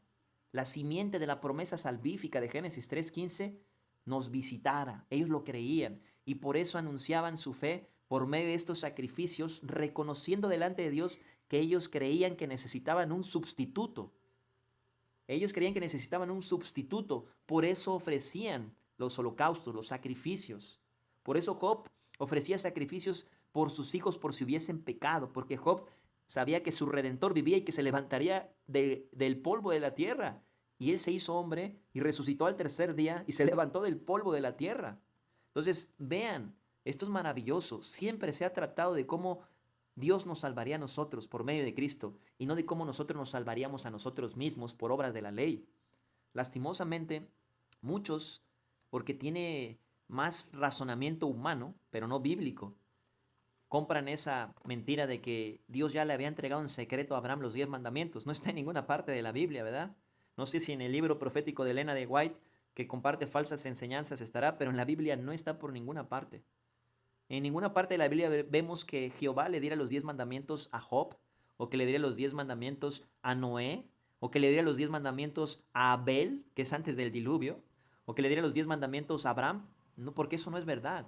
Ellos ofrecían los sacrificios porque creían que necesitaban desesperadamente un sustituto y creían en la esperanza que Dios prometió de salvación, de enviar ese sustituto a su debido tiempo. Si nosotros vemos eso concatenando estos ejemplos de estos santos que creían en el sacrificio sustitutivo, satisfactorio que habría de venir, el cual es Cristo que ya vino, y vemos por ejemplo 1 Timoteo 2, versículo 4 al 6, lo podemos entender mucho mejor. 1 Timoteo capítulo 2, versículo 4 al 6. Dios quiere que todos los hombres sean salvos y vengan al conocimiento de la verdad, porque hay un solo Dios, y un solo mediador entre Dios y los hombres, Jesucristo hombre, el cual se dio a sí mismo un rescate de todos, de lo cual se dio testimonio a su debido tiempo. Abraham, Job, Abel no sabían en qué tiempo se iba a manifestar, pero lo creían con todo su corazón y por eso ofrecían sacrificios que representaban a ese sustituto que habría de venir. Obviamente, como sabemos, estos sacrificios, inclusive después, cuando Dios le entrega la ley a Moisés 430 años después de la promesa a Abraham, no quitaban el pecado del pueblo de Israel, solamente lo cubrían por un poco de tiempo en lo que se manifestaba aquel Cordero verdadero que descendía del cielo, que quitaría los pecados y los borraría y que los pagaría con el precio total de su sangre, que es Jesucristo, el verdadero Cordero pascual. No ese que era tipo, sombra, figura del que habría de venir, sino ese mismo sustituto verdadero que es el verbo eterno del Padre que se nos manifestó en carne, la vida eterna que se nos manifestó, Jesucristo, el Hijo de Dios, Dios mismo, hecho hombre. Ahora miren, aquí en nuestro estudio Vamos a Génesis capítulo 22, versículo 13. Y tengan un poquito de paciencia, amados hermanos, ya casi terminamos, ¿eh? Génesis capítulo 22, versículo 13.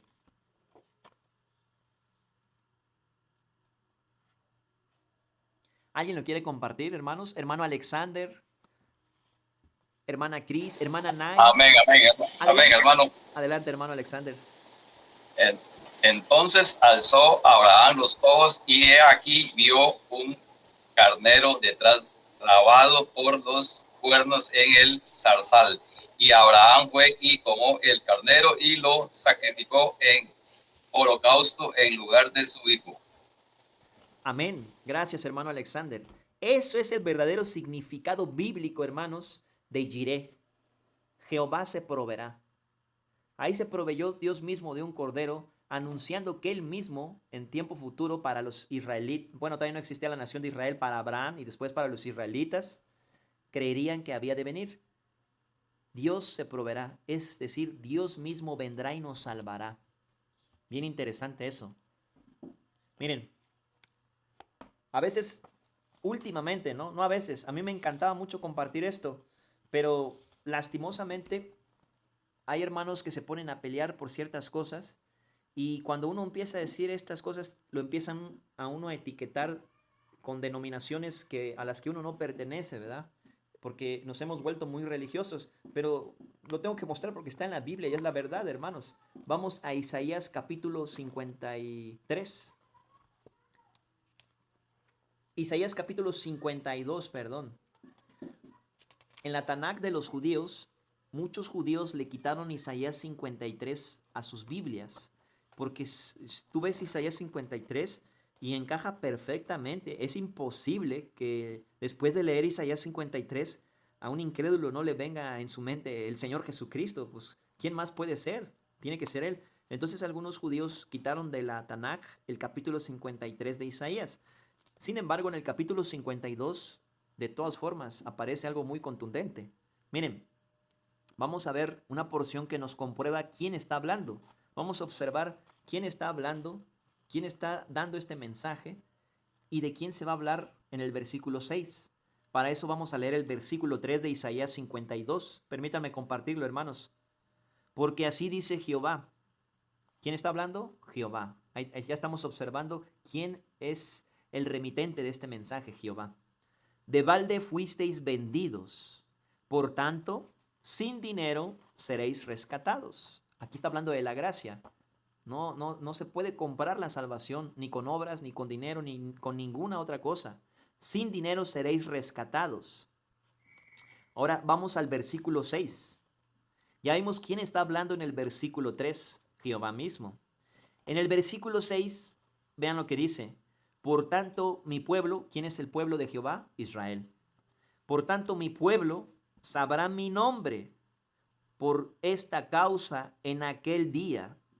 Porque yo mismo, ¿quién está hablando en el versículo 3? Jehová. Porque yo mismo que hablo, he aquí estaré presente. El verbo eterno del Padre salió del Padre, exergomai en el griego, desde antes de la fundación del mundo y se nos hizo presente. Visitó el mundo que él mismo creó.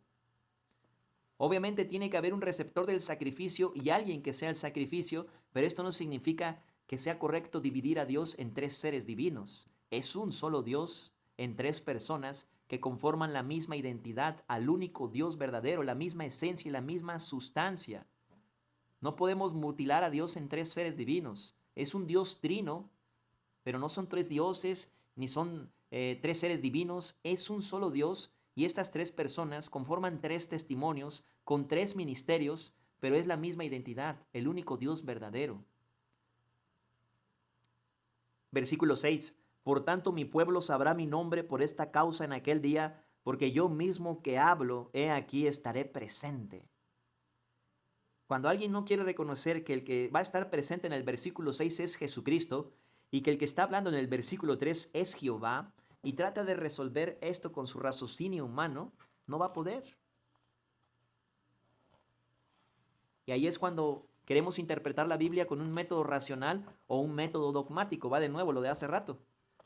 Como hay hermanos que se ponen a pelear, que unicitario, que trinitario, y que itario, y no sé qué tanto tario, entonces nos empezamos a ser dogmáticos. Yo no puedo creer lo que dice un versículo cuando afirma que verdaderamente Jesús es Dios, porque estaría yo del lado de los unicitarios. Bueno, déjate de cosas religiosas, cree lo que dice la palabra de Dios.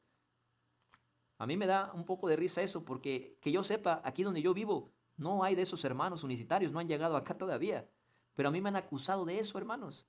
Solamente porque les digo lo que dice la palabra de Dios, que Jesús es Dios. Jesús es Dios. Lo dice la palabra.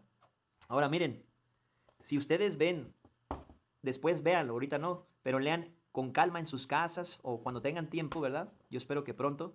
Ezequiel capítulo 34. Aquí acabamos de ver una porción que se escribió aproximadamente 750 años antes de que Dios se hiciera hombre, Jesús. En Ezequiel 34 se escribió aproximadamente 595 años antes de Cristo, antes de que Dios se hiciera carne. Y en Ezequiel 34 Jehová dice, yo mismo, yo Jehová, yo que hablo, yo mismo iré a buscar a mis ovejas y vendaré a la herida y a la perniquebrada y las salvaré de las manos de los malos pastores. Yo Jehová he hablado. En Juan capítulo 10, Jesús dice, yo soy el buen pastor, y el buen pastor su vida da por las ovejas. Juan 10, 27, mis ovejas oyen mi voz, y yo las conozco y me siguen, y yo les doy vida eterna, y no perecerán jamás, ni nadie las podrá arrebatar de mi mano. ¿Es un pastor diferente o es el mismo de Ezequiel 34? Es el mismo, en la persona del Hijo, pero es el mismo. No separemos al Hijo de Dios, el Hijo es Dios. Que no podamos entenderlo humanamente no quiere decir que no se pueda entender con el Espíritu Santo bíblicamente. La Biblia sí da una explicación de ello. Ahorita no estamos tratando ese tema, pero esto es bien importante porque es una doctrina esencial. Esto está dentro de las 7 doctrinas esenciales que se enseñan en Efesios 4, versículo 4 al 7. Un solo Dios, una sola fe, un solo Señor, un solo bautismo, una sola esperanza, un solo Espíritu, ¿verdad? Entonces es algo importante esto, hermanos. Mientras no creamos de forma inductiva, porque cualquier hijo de Dios sabe que Jesús es Dios, aunque no te pueda decir versículos, tiene el Espíritu Santo, y un verdadero hijo de Dios nunca va a negar la deidad de Cristo. Pero conocer la deidad de Cristo de forma inductiva es de gran bendición, porque puedes ver profecías del Antiguo Testamento referentes a Cristo, e inclusive puedes ver el arrebatamiento escondido en el Antiguo Testamento cuando el Espíritu Santo nos enseña. Cuando conocemos que Jesús y el Padre uno son, como Él mismo lo dijo en Juan capítulo 10, el Padre y yo uno somos. Ahora miren, aquí hermanos en nuestro estudio dice, Dios permitió que el carnero quedara trabado. ¿Cómo? Con sus cuernos en el zarzal. Si se hubiera atrancado con otra parte del cuerpo, se hubiera lastimado mientras luchaba para soltarse y así ya no hubiera sido aceptable a Dios porque tenía que ser perfecto, sin defecto, acuérdense, porque figuraba a Cristo, pues, y Cristo es perfecto, sin mancha. Como dice la profecía en el Antiguo Testamento, entre los hombres el más hermoso de los hijos de los hombres. No sé si han escuchado esto que dicen que Jesús era feo y que no sé qué. Miren, eso realmente no es algo esencial, pero cuando dice sin atractivo para que le deseemos, no es porque él fuera feo, sino se refiere a cómo le dejaron el rostro con los puñetazos que le dieron y la corona de espinas que le pusieron. En realidad, la palabra de Dios dice que entre los hombres es el más hermoso de los hijos de los hombres. Inclusive, el rey Salomón, con la mujer sunamita que representan a Cristo y a la iglesia en el libro de Cantares, dice que es el más hermoso entre millares. Está hablando de Cristo. Y Cristo está hablando de la iglesia cuando dice que la mujer sunamita que no era judía era perfecta. Está hablando, está profetizando la unión matrimonial de Cristo con la iglesia. Imagínense nada más eso. ¿Cuántos siglos antes? El Señor tenía barba. Una de las profecías mesiánicas es que le jalaron sus barbas y lo despreciaron, ¿verdad? Ahora miren, dice aquí, Dios permitió que el carnero quedara trabado. Vamos a Éxodo capítulo 12, versículo 5. Tenía que ser perfecto. Éxodo capítulo 12, versículo 5. Además, acuérdense que Cristo es descendiente, humanamente hablando, del rey David. Y el rey David, pueden ver las características del rey David como era, hermanos. No se las voy a decir yo aquí porque si no van a pensar que me estoy yendo por otro lado. Ustedes búsquenlo, investiguenlo en la Biblia. Investiguen las características físicas de Abraham. investiguen las características físicas de David, investiguen las características físicas de los hijos de David. Jesús es el hijo de David en cuanto al máximo hijo de David, de la promesa, el que el reinado en su trono no tendrá fin. Sin embargo, el mismo David le llama Señor a su hijo, porque él es antes de todas las cosas. Es hijo en cuanto a su manifestación en carne, pero en cuanto a su divinidad, es el Señor de David, la raíz misma de David.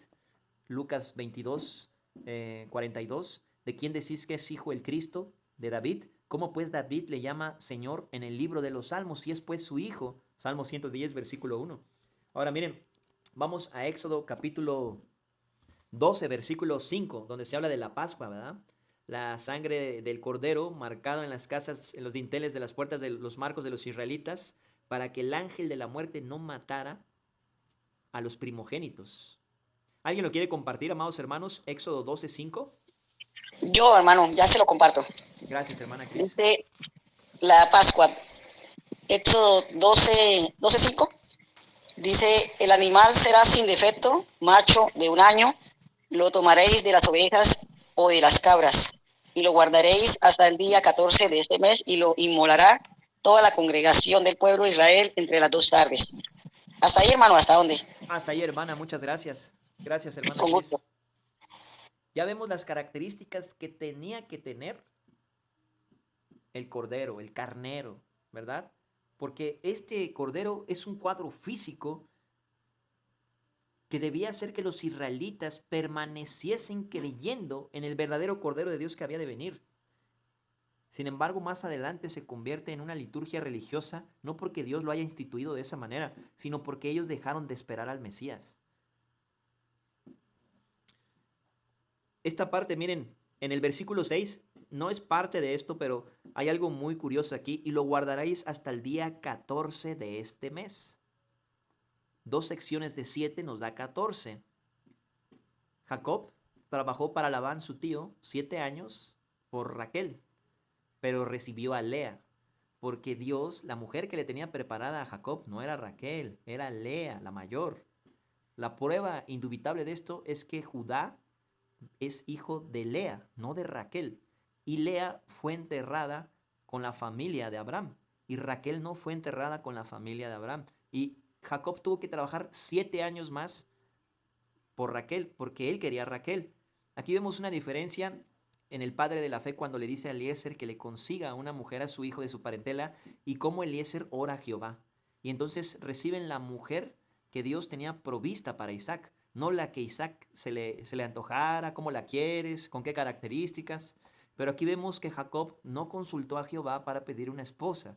Él vio la que le gustaba y se fue por la apariencia externa. Obviamente Lea también era muy bonita, tenía un brillo especial en sus ojos, dice la Escritura, pero a él le gustaba más Raquel, ¿verdad? Vean aquí en versículo 6, ahí habla 14 de este mes, ¿verdad? Y lo guardaréis hasta el día 14 de este mes, y lo inmolará toda la congregación del pueblo de Israel entre las 2 tardes. ¿Por qué? Porque son 2 secciones de 7. Esto se conecta con cómo Jacob trabajó por por Raquel 7 años, pero recibió a Lea, y otros 7 años y recibió a Raquel. Si ustedes cuentan las generaciones del Mesías, también se conecta con eso, ¿verdad? ¿Cuántas generaciones se describen en el Evangelio de Mateo, en el Evangelio de Lucas? Ahora miren, vamos a ver aquí en nuestro estudio. Dios solo aceptaría un animal sano y fuerte como sacrificio. ¿Por qué? Porque Dios es perfecto. Vamos a Levítico capítulo 22, versículo 19 al 22. Levítico capítulo 22, versículo 19 al 22. Y el que lo encuentre, que nos lo pueda compartir, amados hermanos y hermanas, por favor. Levítico 22, verso 19 al 22. Oh, el arca de Noé. Muy bien, pequeñito. Hermana Day. Hermano Miguel. Adelante, hermana Day. Levítico 22, ¿qué dijo? ¿22 qué? 22, versículo 19 al 22. Porfa, hermana Day. Amén. Para que sea aceptado, ofreceréis machos sin defecto de entre el ganado vacuno, de entre los corderos o de entre las cabras. Ninguna cosa en que haya defecto ofreceréis, porque no será excepto por vosotros. Asimismo, cuando alguno ofreciere sacrificio o ofrenda de paz a Jehová para cumplir un voto, o como ofrenda voluntaria, sea de vacas o de ovejas, para que sea aceptado, será sin defecto, ciego, perniquebrado, mutilado, verrugoso, carnoso o roñoso. No ofreceréis estos a Jehová, ni de ellos pondréis ofrenda encendida sobre el altar de Jehová. Amén. Amén. Gracias, gracias, hermana Day. ¿Por qué tenía que ser así tan escrupuloso todo esto, así tan exagerado la perfección de este sacrificio? Porque estaba representando a Jesús. Y Jesús es la perfección divina manifestada en carne. No podríamos esperar menos, ¿verdad? Entonces tenía que ser perfecto. Por eso una de las profecías mesiánicas, hermanos, que está en los Salmos, ¿verdad? Aparece en 2 pasajes bíblicos, no nada más en uno. Que ninguno de sus huesos sería quebrado, del Mesías. Por eso no podía tener una patita rota. Los judíos se olvidaron de esto que acaba de compartir la hermana Day, de esto que acaba de compartir la hermana Cris, y ofrecían animales. Eso está en Malaquías. Y por eso Jesús volca las mesas de los cambistas, porque estos hacían eso. Fíjense, hubo 400 años de silencio de Malaquías a Mateo, y cuando ese sol de justicia de Malaquías se manifiesta en vivo y a todo color en Mateo, y volca las mesas de los cambistas, era porque ya era un negocio. Ya no esperaban la venida de él, y él los visitó y no se dieron cuenta, y ofrecían animales dañados, con las patitas rotas, cojos, tuertos. Y vean cómo tenía que ser el sacrificio, porque lo estaba representando a él, al Señor. Y él es perfecto. Eso es por falta de fe, hermanos. No es que el sacrificio de los animales los iba a salvar, sino que eso confirmaba la fe de ellos en que estaban esperando al Mesías prometido. Ahora, vean aquí en nuestro estudio. Dios solo aceptaría un animal sano y fuerte como sacrificio. ¿Por qué? Porque Dios es perfecto. Él solo acepta lo que es perfecto. Recordemos, Dios es 3 veces santo. Él solamente recibe cosas santas. Entonces, no recibe nada que el hombre le pueda ofrecer a Dios. Las mejores obras del hombre son como trapos de inmundicia, dice Isaías 64:6. Por eso el Padre solamente tiene complacencia en su amado Hijo, no en otra cosa. Cualquier cosa, persona, religión, altruismo, cualquier cosa que reemplace al Hijo de Dios, el Padre no lo puede aceptar. Ni de chiste. Ni una mínima posibilidad. Cero. Es solamente a través de Cristo. Hechos 4:12. Y en ningún otro nombre hay salvación, porque no hay otro nombre debajo de los cielos dado a los hombres en quien podamos ser salvos. Vean lo que dice aquí. Dios proveyó un sacrificio aceptable, perfecto en lugar de Isaac. Mantuvo su promesa tal como le dijo. Ahora a través de Isaac Dios le daría a Abraham muchos descendientes. Quitó a Isaac del altar y puso el carnero. Lo mismo hizo con Cristo. Quitó el pecado de nosotros y lo puso en Cristo, el cordero que quita el pecado. ¿Cómo lo quitó? El Padre quitó todo el pecado de nuestra cuenta y lo puso en el Hijo. La paga del pecado es muerte. Cristo murió por nosotros, degustó la muerte por todos nosotros. Mas la dádiva de Dios es vida eterna en Cristo Jesús. Como resultado, a través de su poderosa resurrección, vino la justificación por medio de la fe, por gracia y no por obras. Romanos 4:25, Jesucristo fue entregado por nuestras transgresiones y resucitado para nuestra justificación. A través de Cristo nosotros somos declarados legalmente sin culpa, sin mancha, delante de Dios, por los méritos de Cristo. Vean lo que dice aquí en nuestro estudio. Dios le daría a Abraham muchos descendientes, quitó a Isaac del altar y puso el carnero que Dios había provisto. El carnero, al morir en lugar de Isaac, se convirtió en un sustituto, representando un tipo de Cristo. Vamos a Génesis, ya para terminar, hermanos. Génesis capítulo 22, versículo 14 al 19. Génesis capítulo 22, versículo 14 al 19. Y quien nos lo quiera compartir, amados hermanos, adelante, amados hermanos, desactive su micrófono Y si nos pueden compartir Génesis 22 del verso 14 al 19.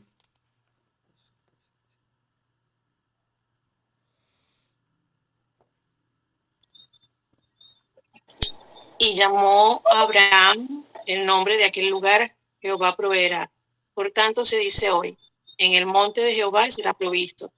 Y llamó el ángel de Jehová a Abraham, según de mí, desde el cielo, y dijo, por mí mismo he jurado, dice Jehová, que por cuanto has hecho esto y no me has rehusado tu hijo, tu único hijo, de cierto te bendeciré y multiplicaré tu descendencia, como las estrellas del cielo, y como la arena que está a la orilla del mar, y tu descendencia poseerá las puertas de sus enemigos.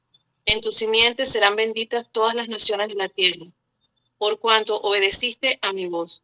Y volvió Abraham a sus siervos, y se levantaron y se fueron juntos a Beerseba, y habitó Abraham en Beerseba. Amén. Amén. Gracias, hermana Lilia. Qué precioso esto, hermanos. Miren nada más. Algo interesante, si pueden notar en el versículo 15 y 16, ruego al Señor que les haga ver esto, hermanos, a nuestro Señor Jesucristo. Vean que en el versículo 11 está hablando el ángel de Jehová, Malek, mensajero, Dios manifestado en mensajero. Pero en el versículo 16 dice que este ángel de Jehová es Jehová mismo. Miren, y dijo, por mí mismo he jurado, dice Jehová. La misma voz que le habló en el cielo del ángel de Jehová, resulta que es la voz de Jehová. Por eso cuando hablamos del ángel de Jehová se refiere a Jesús, es una cristofanía, Cristo preencarnado, eso es muy importante. No un ángel, no, el ángel, Dios mismo manifestado en mensajero. Dice aquí nuestro estudio ya para terminar, Abraham confió en Dios y Dios proveyó un carnero para que muriese en lugar de Isaac. Abraham también creyó que Dios proveería un día un libertador, el Mesías, Cristo pues, que rescataría a la raza humana del poder de Satanás, la serpiente mala, y del castigo por el pecado. Alguien que recibiría la penalidad de nuestros pecados, alguien que pagaría la sentencia total de nuestro pecado, alguien que tomaría todas nuestras enemistades, los mandamientos expresados en ordenanzas para abolirlos en su cuerpo de carne, siendo molido por nuestros pecados para satisfacer el sustituto perfecto, intercambiando su vida santa y perfecta por nuestras vidas sucias y pecaminosas. Cristo murió en la cruz por nuestros pecados. Cristo derramó la vida de su sangre para emblanquecer nuestras almas, porque sin derramamiento de sangre no hay remisión de pecados. Y Cristo resucitó al tercer día, certificando, por eso el Padre tenía que resucitar al Hijo, pero no significa que sean dos dioses, lo tengo que decir debido a tantas cosas que andan surgiendo por ahí en videitos, ¿verdad? Y solamente se la pasan peleando de eso, hermanos, y es muy triste eso. El Padre tiene que resucitar al Hijo, ¿verdad? ¿Por qué? Porque el Padre recibe el sacrificio y el Hijo es el sacrificio. Sin embargo, el Hijo sale del Padre. Por lo tanto, el Hijo y el Padre uno son. El Hijo sale de la persona del Padre para que haya un segundo testimonio. Por eso Jesús en Juan 8 dijo, no solamente soy yo, sino yo y el Padre que me envió. Y en la ley de vosotros está escrito que por medio de dos testigos se da veracidad a la verdad. Porque Él les había dicho, ego eimi, en el griego, que quiere decir, yo soy, el mismo yo soy de Éxodo 3, que Jehová le dijo a Moisés en la zarza ardiente. Yo soy la luz del mundo, Juan 8:12. El que me sigue no andará en tinieblas, sino que tendrá la luz de la vida. Entonces lo acusaron porque le dijeron que daba testimonio de sí mismo, y Jesús les dice, no solo soy yo, sino el Padre que me envió. Entonces ahí vemos dos testigos, ¿verdad? Por eso en el bautismo de Jesús aparece el Padre, el Hijo y el Espíritu Santo simultáneamente en el mismo lugar al mismo tiempo, pero no significa que debamos o pensemos que se debe dividir a Dios en tres seres divinos. Es un solo Dios en tres personas que conforman la misma identidad, al único Dios verdadero, al cual sea la gloria por los siglos de los siglos. Ahora, miren, hermanos, hemos terminado, pero podemos ver que está el Evangelio, Cristo, escondido, es totalmente cristocéntrico. Todos estos pasajes de la promesa de Dios con Abraham, y es muy interesante ver que podemos ver esto escondido en todos los libros del Antiguo Testamento. Por eso Jesús dijo, escudriñad las escrituras, a ustedes les parece que en ellas tenéis la vida eterna, ellas son las que dan testimonio de mí. Amados hermanos, hemos terminado por el día de hoy. No sé si alguien quiere comentar algo o hacer alguna pregunta. Recuerden que yo no sé nada, pero el Señor en su misericordia nos da sabiduría para responder de acuerdo a su palabra, ¿verdad? Con la Biblia. Y si Él quiere, pues podemos responder, ¿verdad? No sé si alguien quiere comentar algo o realizar alguna pregunta antes de cerrar con una oración. Hermano, Hermano, perdón. perdón. Quería preguntarle acerca de, me quedó una dudita acerca de la esposa de Abraham. Que una era la voluntad de Dios y otra fue la voluntad de Abraham, Lea y Raquel. Ah, de Jacob. De Jacob, exacto. Exacto, hermana. Sí, obviamente eso está algo escondido, pero no porque no está en la Biblia. Está en la Biblia, sí, hermana. Si por ejemplo vemos a Abraham, el abuelo de Jacob, cuando él buscó una esposa para su hijo, él no buscó entre las mujeres cananeas porque eran idólatras. Entonces, Dios sacó a Abraham de ser un adorador de ídolos de Mesopotamia a conocerle a él, al único Dios verdadero. Y él no quería que su hijo se uniera en yugo desigual. Así que mandó a su siervo Eliezer, hizo una promesa, ¿verdad?, que afirmó en su muslo, de que fuera a su tierra y a su parentela a conseguir una mujer que proveniera de su familia, de Abraham. Entonces, Eliezer llega, ¿verdad?, a donde está la parentela de Abraham, y Eliezer pide a Jehová una mujer para el hijo de su amo. Y Eliezer dice, Señor, Jehová, Dios de mi amo Abraham,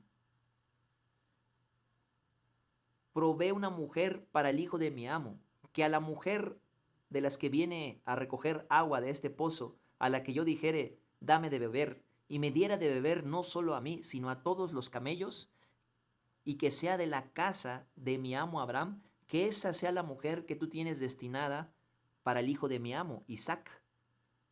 Él encomendó esta obra a Jehová. Él no fue a buscar características físicas o si sabía cocinar o no sé, o qué sé yo, ¿verdad? Él lo puso en las manos de Dios, confió totalmente en Dios. Y entonces viene Rebeca y le dice, dame de beber, y le da a él y a todos sus camellos. ¿Y quién es tu padre? Y resulta que son de la casa de Abraham, pues. O sea, y Labán, hermano de Rebeca, más adelante vuelve a participar cuando Jacob huye de Esaú, porque le robó su primogenitura. Y Jacob comienza a trabajar para su tío Labán. Y entonces Labán le dice, no porque eres mi sobrino quiere decir que trabajes gratis para mí. ¿Cuál va a ser tu salario, tu sueldo? Y él le dice, no, mira, dame a tu hija Raquel. Voy a trabajar 7 años y me das a tu hija Raquel. Y Labán le dice, sí, pues es mejor que quede dentro de la misma familia, de la parentela, a que se la dé a un extraño. Y entonces se la promete, ¿no?, para dársela. Pero la costumbre, se lo dice Labán más adelante, es dar a la mayor, no a la menor. Independientemente de eso, Jacob nunca oró a Dios para pedir a la mujer que Dios tenía destinada para él, sino que él eligió la que su propio parecer le gustó. Nunca oró a Dios como lo hizo Abraham con su siervo Eliezer, y Eliezer oró para que Dios le proveyera una mujer. Y eso nos debe de enseñar mucho a nosotros, porque a nuestros hijos o a los jóvenes de la iglesia que aún no se casan, siempre se quieren dejar guiar por la vista. Las hermanitas jóvenes por el que esté más guapo o el que tenga dinero, ¿verdad? Y los hermanos por la que esté más bonita, ¿verdad? Entonces debe ser la voluntad de Dios, no nuestra propia voluntad. ¿Qué pasó? Trabajó 7 años y en vez de recibir a Raquel, recibió a la mayor, a Lea. ¿Cómo sabemos que la voluntad de Dios en primer lugar era Lea? Porque cuando ustedes ven los hijos que tiene Lea y los hijos que tiene Raquel y cómo se peleaban entre ellas siendo hermanas y ya parecían enemigas y parecía una competencia, pues como yo no puedo tener hijos, pues toma mi sierva, lo mismo que hizo Abraham, se sigue replicando aquí, ¿verdad?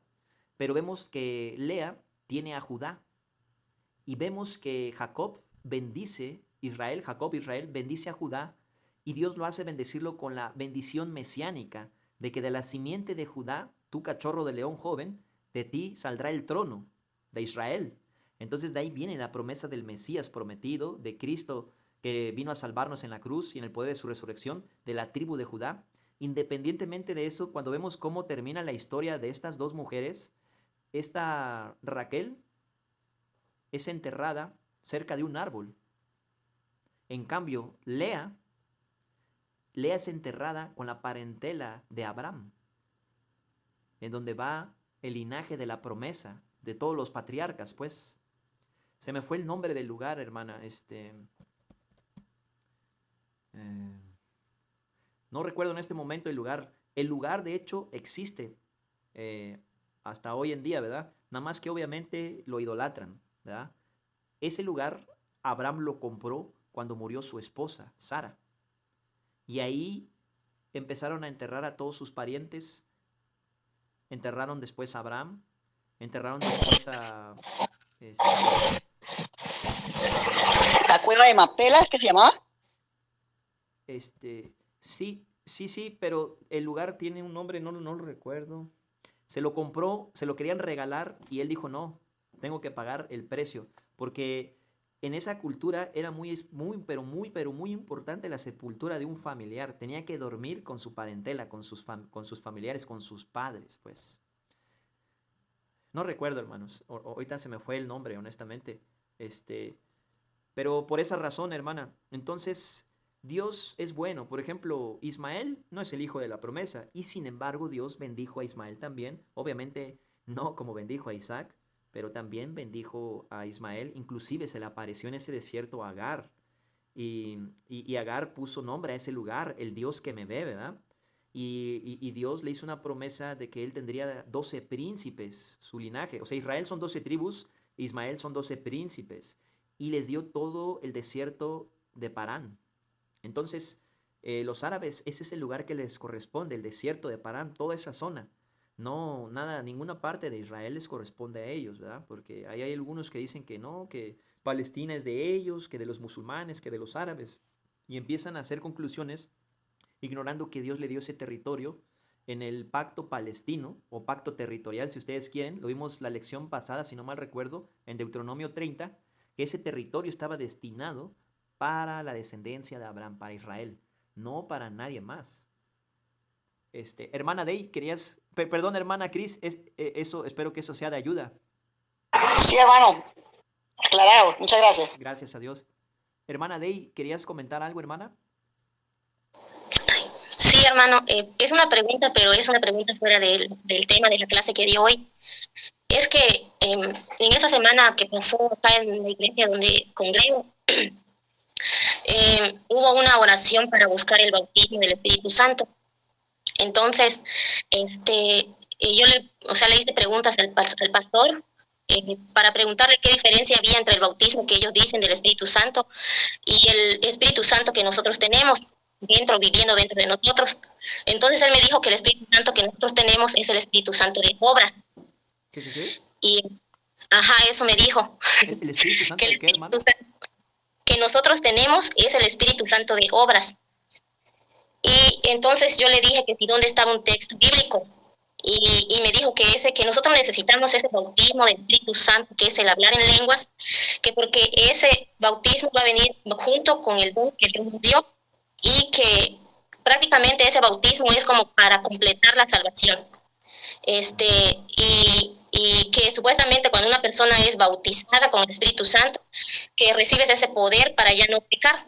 Y si vamos a suponer que llega a venir una tentación, que ese poder te hace que tú no caigas en ese pecado. Entonces, pues, como he escuchado las clases que usted ha dado y lo que he leído igual en la palabra de Dios, entonces eso me tiene que un poco estresada y sí, como que pensativa, porque al menos yo trato de decirle algo como que no le gusta, o sea, como que se molesta y me pone otros textos bíblicos, donde él me dice que en Hechos 19, donde afirma que ellos cuando iban a recibir el bautismo del Espíritu Santo, Pablo en Efeso, en 19, donde dice que le preguntaron qué era el Espíritu Santo, que si ellos habían recibido el bautismo del Espíritu Santo, y les dijo que ahí habla de dos bautismos, del bautismo de arrepentimiento de pecados de Juan y habla del bautismo del Espíritu Santo. Eso fue lo que me dijo. Entonces, como que sí me dejó un poco sorprendida lo que me comentó. Y era eso lo que le quería preguntar. Bien, hermana, gracias por comentar eso. Es una muy buena pregunta y es muy importante aclararlo, hermana. A simple vista, si lo pasamos por la Biblia, esa interpretación que te dijo ese pastor, fíjate bien, una salvación en dos fases, el Espíritu Santo de obras y el Espíritu Santo de fuego, ¿no? Que es más o menos lo que pude entender de lo que me explicaste. Vamos a pasarlo por el filtro de la Biblia. A ver, el apóstol Pablo, cuando era llamado Saulo, ya se llamaba Pablo, pero no era reconocido con ese nombre, sino que ya después de estar en Cristo, ya se dio a conocer como el apóstol Pablo. Pero antes de que le dijeran Pablo, cuando le decían su otro nombre, Saulo, él, camino a Damasco, Cristo le salió al encuentro y le dijo, ¿por qué me persigues? Y sabemos la historia, ¿verdad? Entonces quedó ciego, el Señor le habló. Luego Ananías, Dios le dijo a Ananías que fuera para que recobrara la vista y le cayeron escamas de los ojos, y descendió el Espíritu Santo sobre Pablo y fue y se bautizó con agua y quiso predicar el evangelio en sus fuerzas, pero más confundía a la gente, así que el Espíritu Santo lo llevó 14 años al desierto y 3 años en otro lugar, 17 años de preparación del apóstol Pablo antes de que las cartas del Nuevo Testamento se escribieran, ¿verdad? Para que todo el ministerio que Jesucristo le dio al apóstol Pablo se completara. Entonces, fíjate bien, hermana, el apóstol Pablo no había completado la fase de su salvación, de acuerdo a la ridícula interpretación que te dieron, porque el apóstol Pablo en Romanos capítulo 7 dice que no entiende lo que hace, porque el bien que quiere hacer no lo puede hacer, y el mal que no quiere, eso hace. Entonces él no recibió la segunda fase del Espíritu Santo que te da poder para que nunca más vuelvas a pecar. ¿Te das cuenta cómo no puede cuadrar con la Biblia eso, hermana? Ahora fíjate, otra base bíblica, primera de Juan 1, 8 y 10. Cuando se enseña que se pierde la salvación, hermana Dey, eso es lo que pasa. Se empiezan a ser muy religiosos los hermanos. Empiezan a quererse hacer los santurrones, ignorando que hay textos clave en la Biblia que enseñan que si uno dice que no tiene pecado, le hace a él mentiroso y la verdad no está en uno. Posicionalmente somos perfectos. Hebreos 10:14. Con una sola ofrenda, Jesús nos hizo perfecto para siempre a los santificados. Pero condicionalmente en nuestro andar no somos perfectos, seguimos cayendo. Y en la medida que seamos conformados a la imagen de Cristo, vamos a ir cayendo menos, pero vamos a seguir cayendo. Porque no somos libres de la presencia del pecado. Libres del poder del pecado porque Cristo crucificó nuestra carne, sí, pero no libres de su presencia. Vamos a ser libres de su presencia en el arrebatamiento cuando ya tengamos cuerpos glorificados. Mira, hermana Dey, si la segunda fase del Espíritu Santo, del bautismo del Espíritu Santo, ya te da el don para que ya no vuelvas a pecar, como te dijo, ¿qué hacemos con este texto? ¿Acaso también el apóstol Juan era medio convertido? ¿Todavía no recibía la segunda fase de la salvación? Pues obviamente que no. Versículo 8, primera de Juan 1. Si decimos que no tenemos pecado, nos engañamos a nosotros mismos y la verdad no está en nosotros. Versículo 10. Si decimos que no hemos pecado, le hacemos a él mentiroso y su palabra no está en nosotros. Si yo tomo un pasaje de las Escrituras como Hechos capítulo 9, tomo la parte que a mí me conviene para torcerla a la doctrina preconcebida que me enseñaron a mí, que no se puede sustentar ni sostener bíblicamente, estoy haciendo lo que hace Satanás.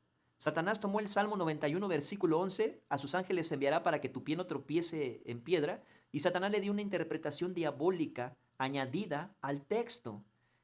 Cuando nosotros no entendemos un versículo, no hay que añadirle nuestro propio pensamiento, pensamientos ajenos a los textos bíblicos, solamente para que se acomoden a la forma o enseñanza que nos impartieron.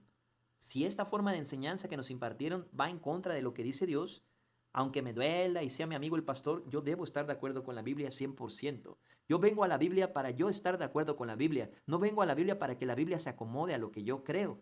Entonces, si yo trato de hacer que la Biblia se acomode a lo que yo creo, voy a extraer un texto, ignorando el contexto, el destinatario, el remitente, la premisa. Digo, ni siquiera estoy hablando de implementar una hermenéutica correcta ni nada de esas cosas. Simplemente de observar. ¿A quién está hablando Dios? ¿A quién está dirigiendo su mensaje Dios? ¿Son salvos? ¿Son incrédulos? ¿Cuál es el tema principal? ¿Cuáles son los versículos claves de ese capítulo?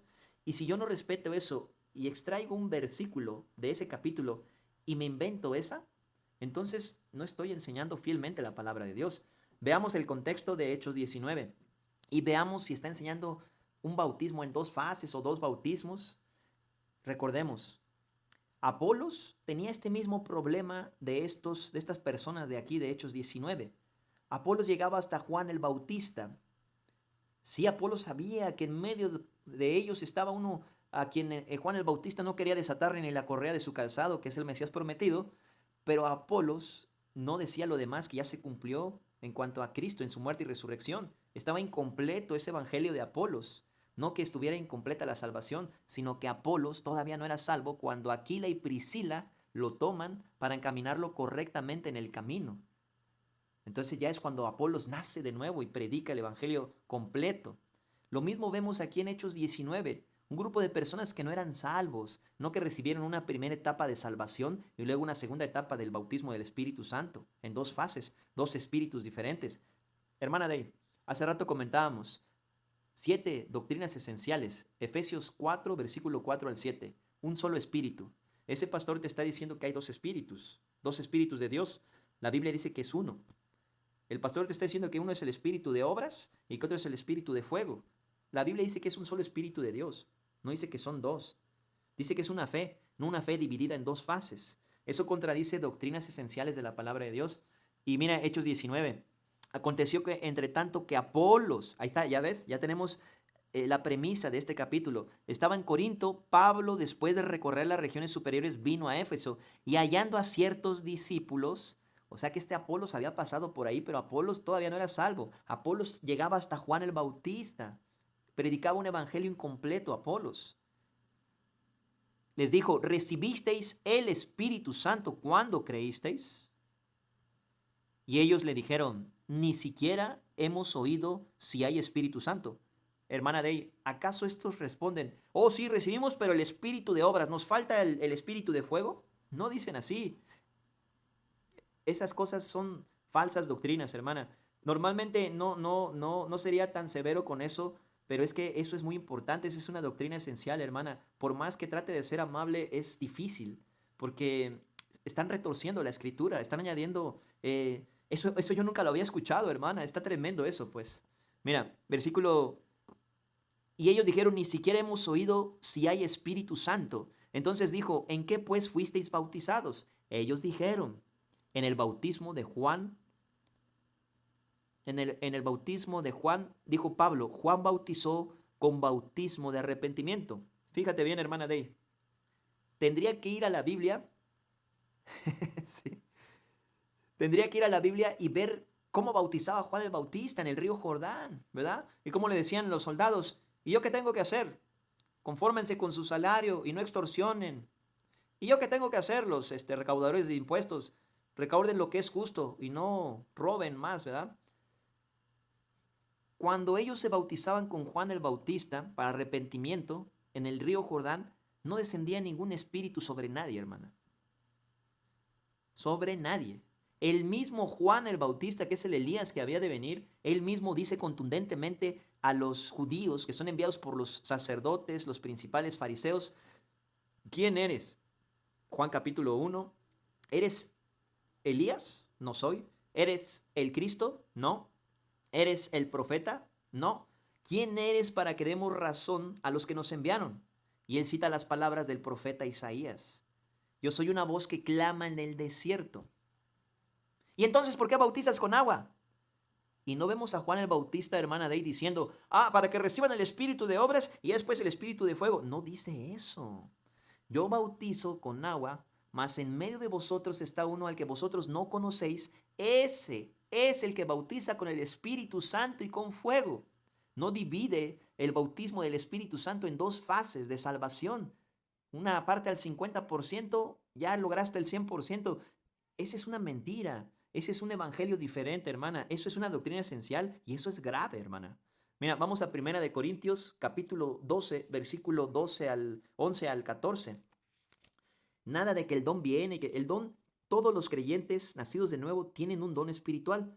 En la era de la Odisea, que es la iglesia más carnal de todas y donde hay más apostasía, más falsos conversos, es la era en donde los creyentes menos saben qué don tienen porque no les interesa. Pero ese es otro tema. Eso no significa que el Espíritu Santo no haya impartido gratuitamente un don a ese órgano del cuerpo de Cristo. Él lo hizo, hermana.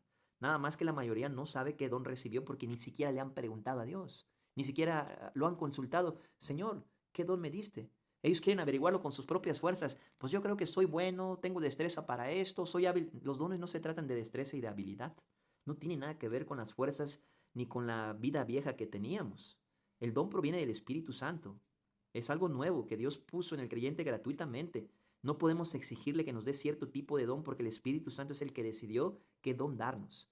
Los dones son del Espíritu Santo, hermana Day. Los ministerios son del Señor Jesucristo y las diversidades de las operaciones son del Padre. Es el mismo Dios, pero en cada ministerio de cada uno, ellos ejercen sobre el ministerio, el Hijo, sobre las diversidades y las operaciones, el Padre, y sobre los dones, el Espíritu Santo, porque cada persona del Dios Trino tiene una función específica para dar a los creyentes conforme el Espíritu Santo ha querido repartir.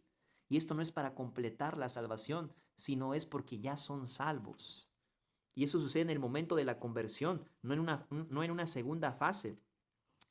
Como que si la salvación que Cristo nos diera fuera una salvación parcial en partes o chafita que no funcionó, que no alcanzó. Él dijo consumado es en la penúltima palabra, pagado totalmente, finiquitado. No hay nada pendiente por pagar. El Señor pagó todo en la cruz. Vamos a Primera de Corintios, hermanos, capítulo 12. Primera de Corintios, capítulo 12, versículo 11 al 14. Del 12 al 14. Porque así como el cuerpo es uno y tiene muchos miembros, pero todos los miembros del cuerpo, siendo muchos, son un solo cuerpo, así también Cristo. Buenas noches. Permítame tantito, ahorita voy. Versículo 13. Porque por hermana Day, ¿cuántos espíritus vemos aquí de Dios? Porque por un solo espíritu fuimos todos bautizados, no por dos espíritus ni en dos fases. Porque por un solo espíritu fuimos todos bautizados los creyentes en un cuerpo, sean judíos o griegos, sean esclavos o libres, y a todos se nos dio a beber de dos espíritus, tres espíritus, cuatro espíritus, no. Un solo espíritu. Sí, por favor, gracias. Sí, gracias. Además, el cuerpo no es un solo miembro, sino muchos. Entonces, hermana Day, está muy bien que hagas esa pregunta, hermana. Gracias a Dios por tu vida. Y es bueno que digas eso, porque mira cómo pueden llegar a confundir a los hermanos con ese tipo de doctrinas descabelladas que no sé de dónde las sacan, hermana. Es tremendo eso. De veras que uno no se termina de asombrar de lo que inventan. Pero bueno, espero que eso pueda ser de ayuda, hermana Day. Sí, hermano, muchas gracias. Gracias a Dios. Gracias a Dios, hermana. Bueno. Sí, es que es difícil, la verdad, estar en un lugar así porque, sabes, o sea, lees la palabra de Dios y te dice la verdad y escuchas cosas que van en contra de la palabra de Dios, entonces sí es un poco complicado para mí. Sí, te entiendo, hermana. Te entiendo y mira, pues, ora por ellos, ora por ese varón, ¿verdad? Te digo honestamente y es severo lo que te voy a decir, pero es probable que esa persona ni siquiera sea salvo, hermana. Ese tipo de enseñanzas están bastante graves. Entonces hay que orar por él. Hay que orar por él. Si tú te acercas y le dices algo, se va a ofender. Sobre todo si es inconverso. Va a pensar, ¿y tú qué me vas a enseñar si yo soy el pastor, no? Sí, hermana Lilia. Es bastante lamentable eso, pues.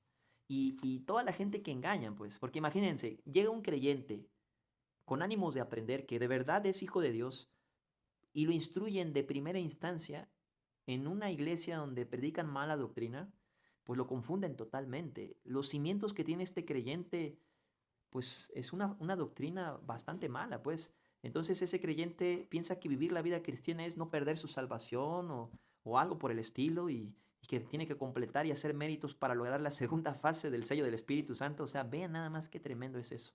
Otro versículo aunado a esa, hermana, es precisamente lo que nuestro gran Dios y Salvador Jesucristo dijo en Juan 7:39.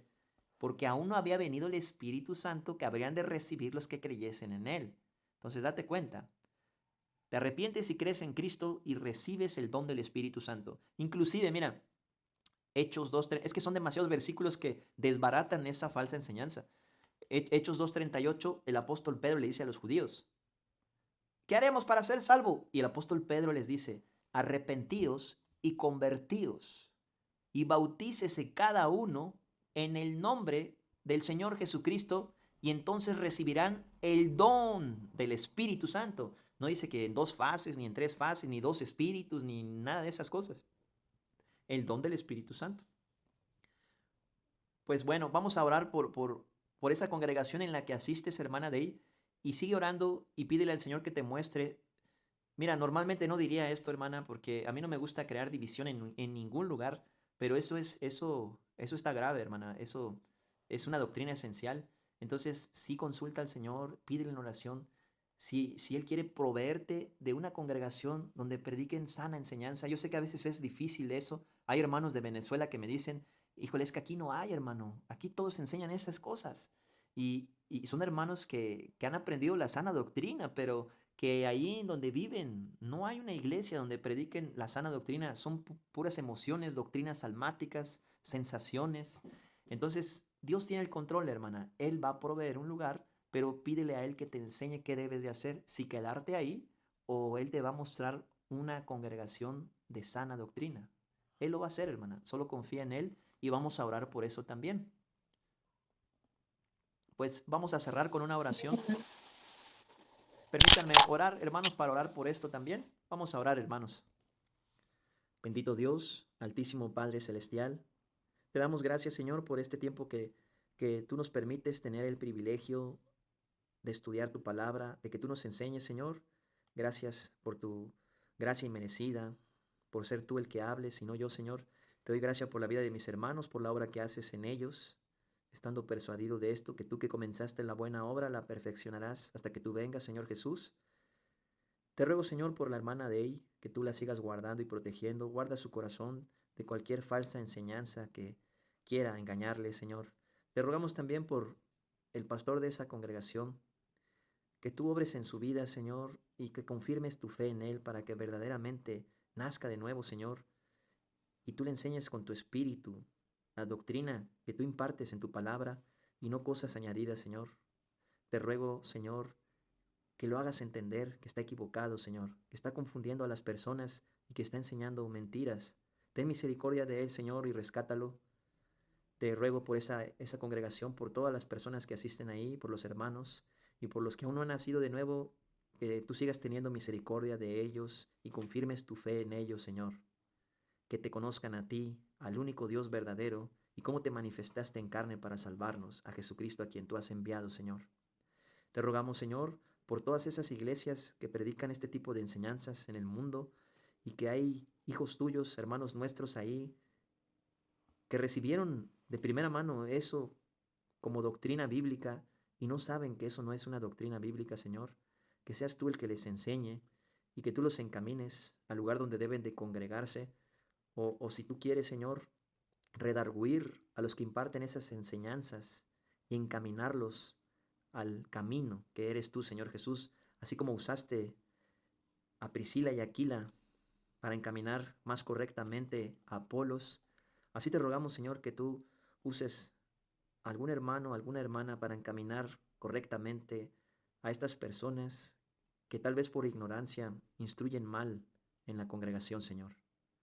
No permitas que tu espíritu sea deshonrado, Señor, porque si tú no les enseñas cómo se darán cuenta de su error, no permitas, Señor, que ellos alteren o adulteren tu palabra con esas falsas enseñanzas. Sabemos que tú nos has dicho que eso va a suceder, Señor.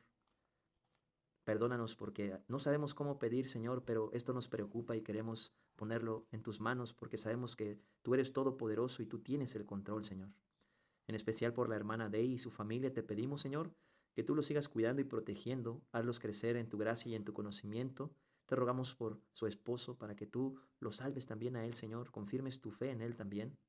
Te pedimos todo esto y lo que se queda en nuestros corazones, en tu santo y precioso nombre, nuestro gran Dios y Salvador Jesucristo. Amén. Amén. Amén. Listo, amados hermanos, pues hemos terminado, gracias a Dios. Ya el hermano Miguel tiene ojos de chinito ya. Sí, Se quiere ir a predicar a China ya. Está bien, hermanos. Pues nos vemos si Dios lo permite y no ha venido antes por nosotros el día jueves, amados hermanos. La gracia y la paz de nuestro gran Dios y Salvador Jesucristo con ustedes. Amén, amén. Buenas noches. Dios los Amén, bendiga. hasta hoy, hermano. Dios los bendiga. Adiós a los hermanos. Ay, chao, bebé. Dios te bendiga. Nos vemos, hermana Lilia, hermana Cris, hermana Nay, hermana Dey, hermano Alexander. Amén, amén.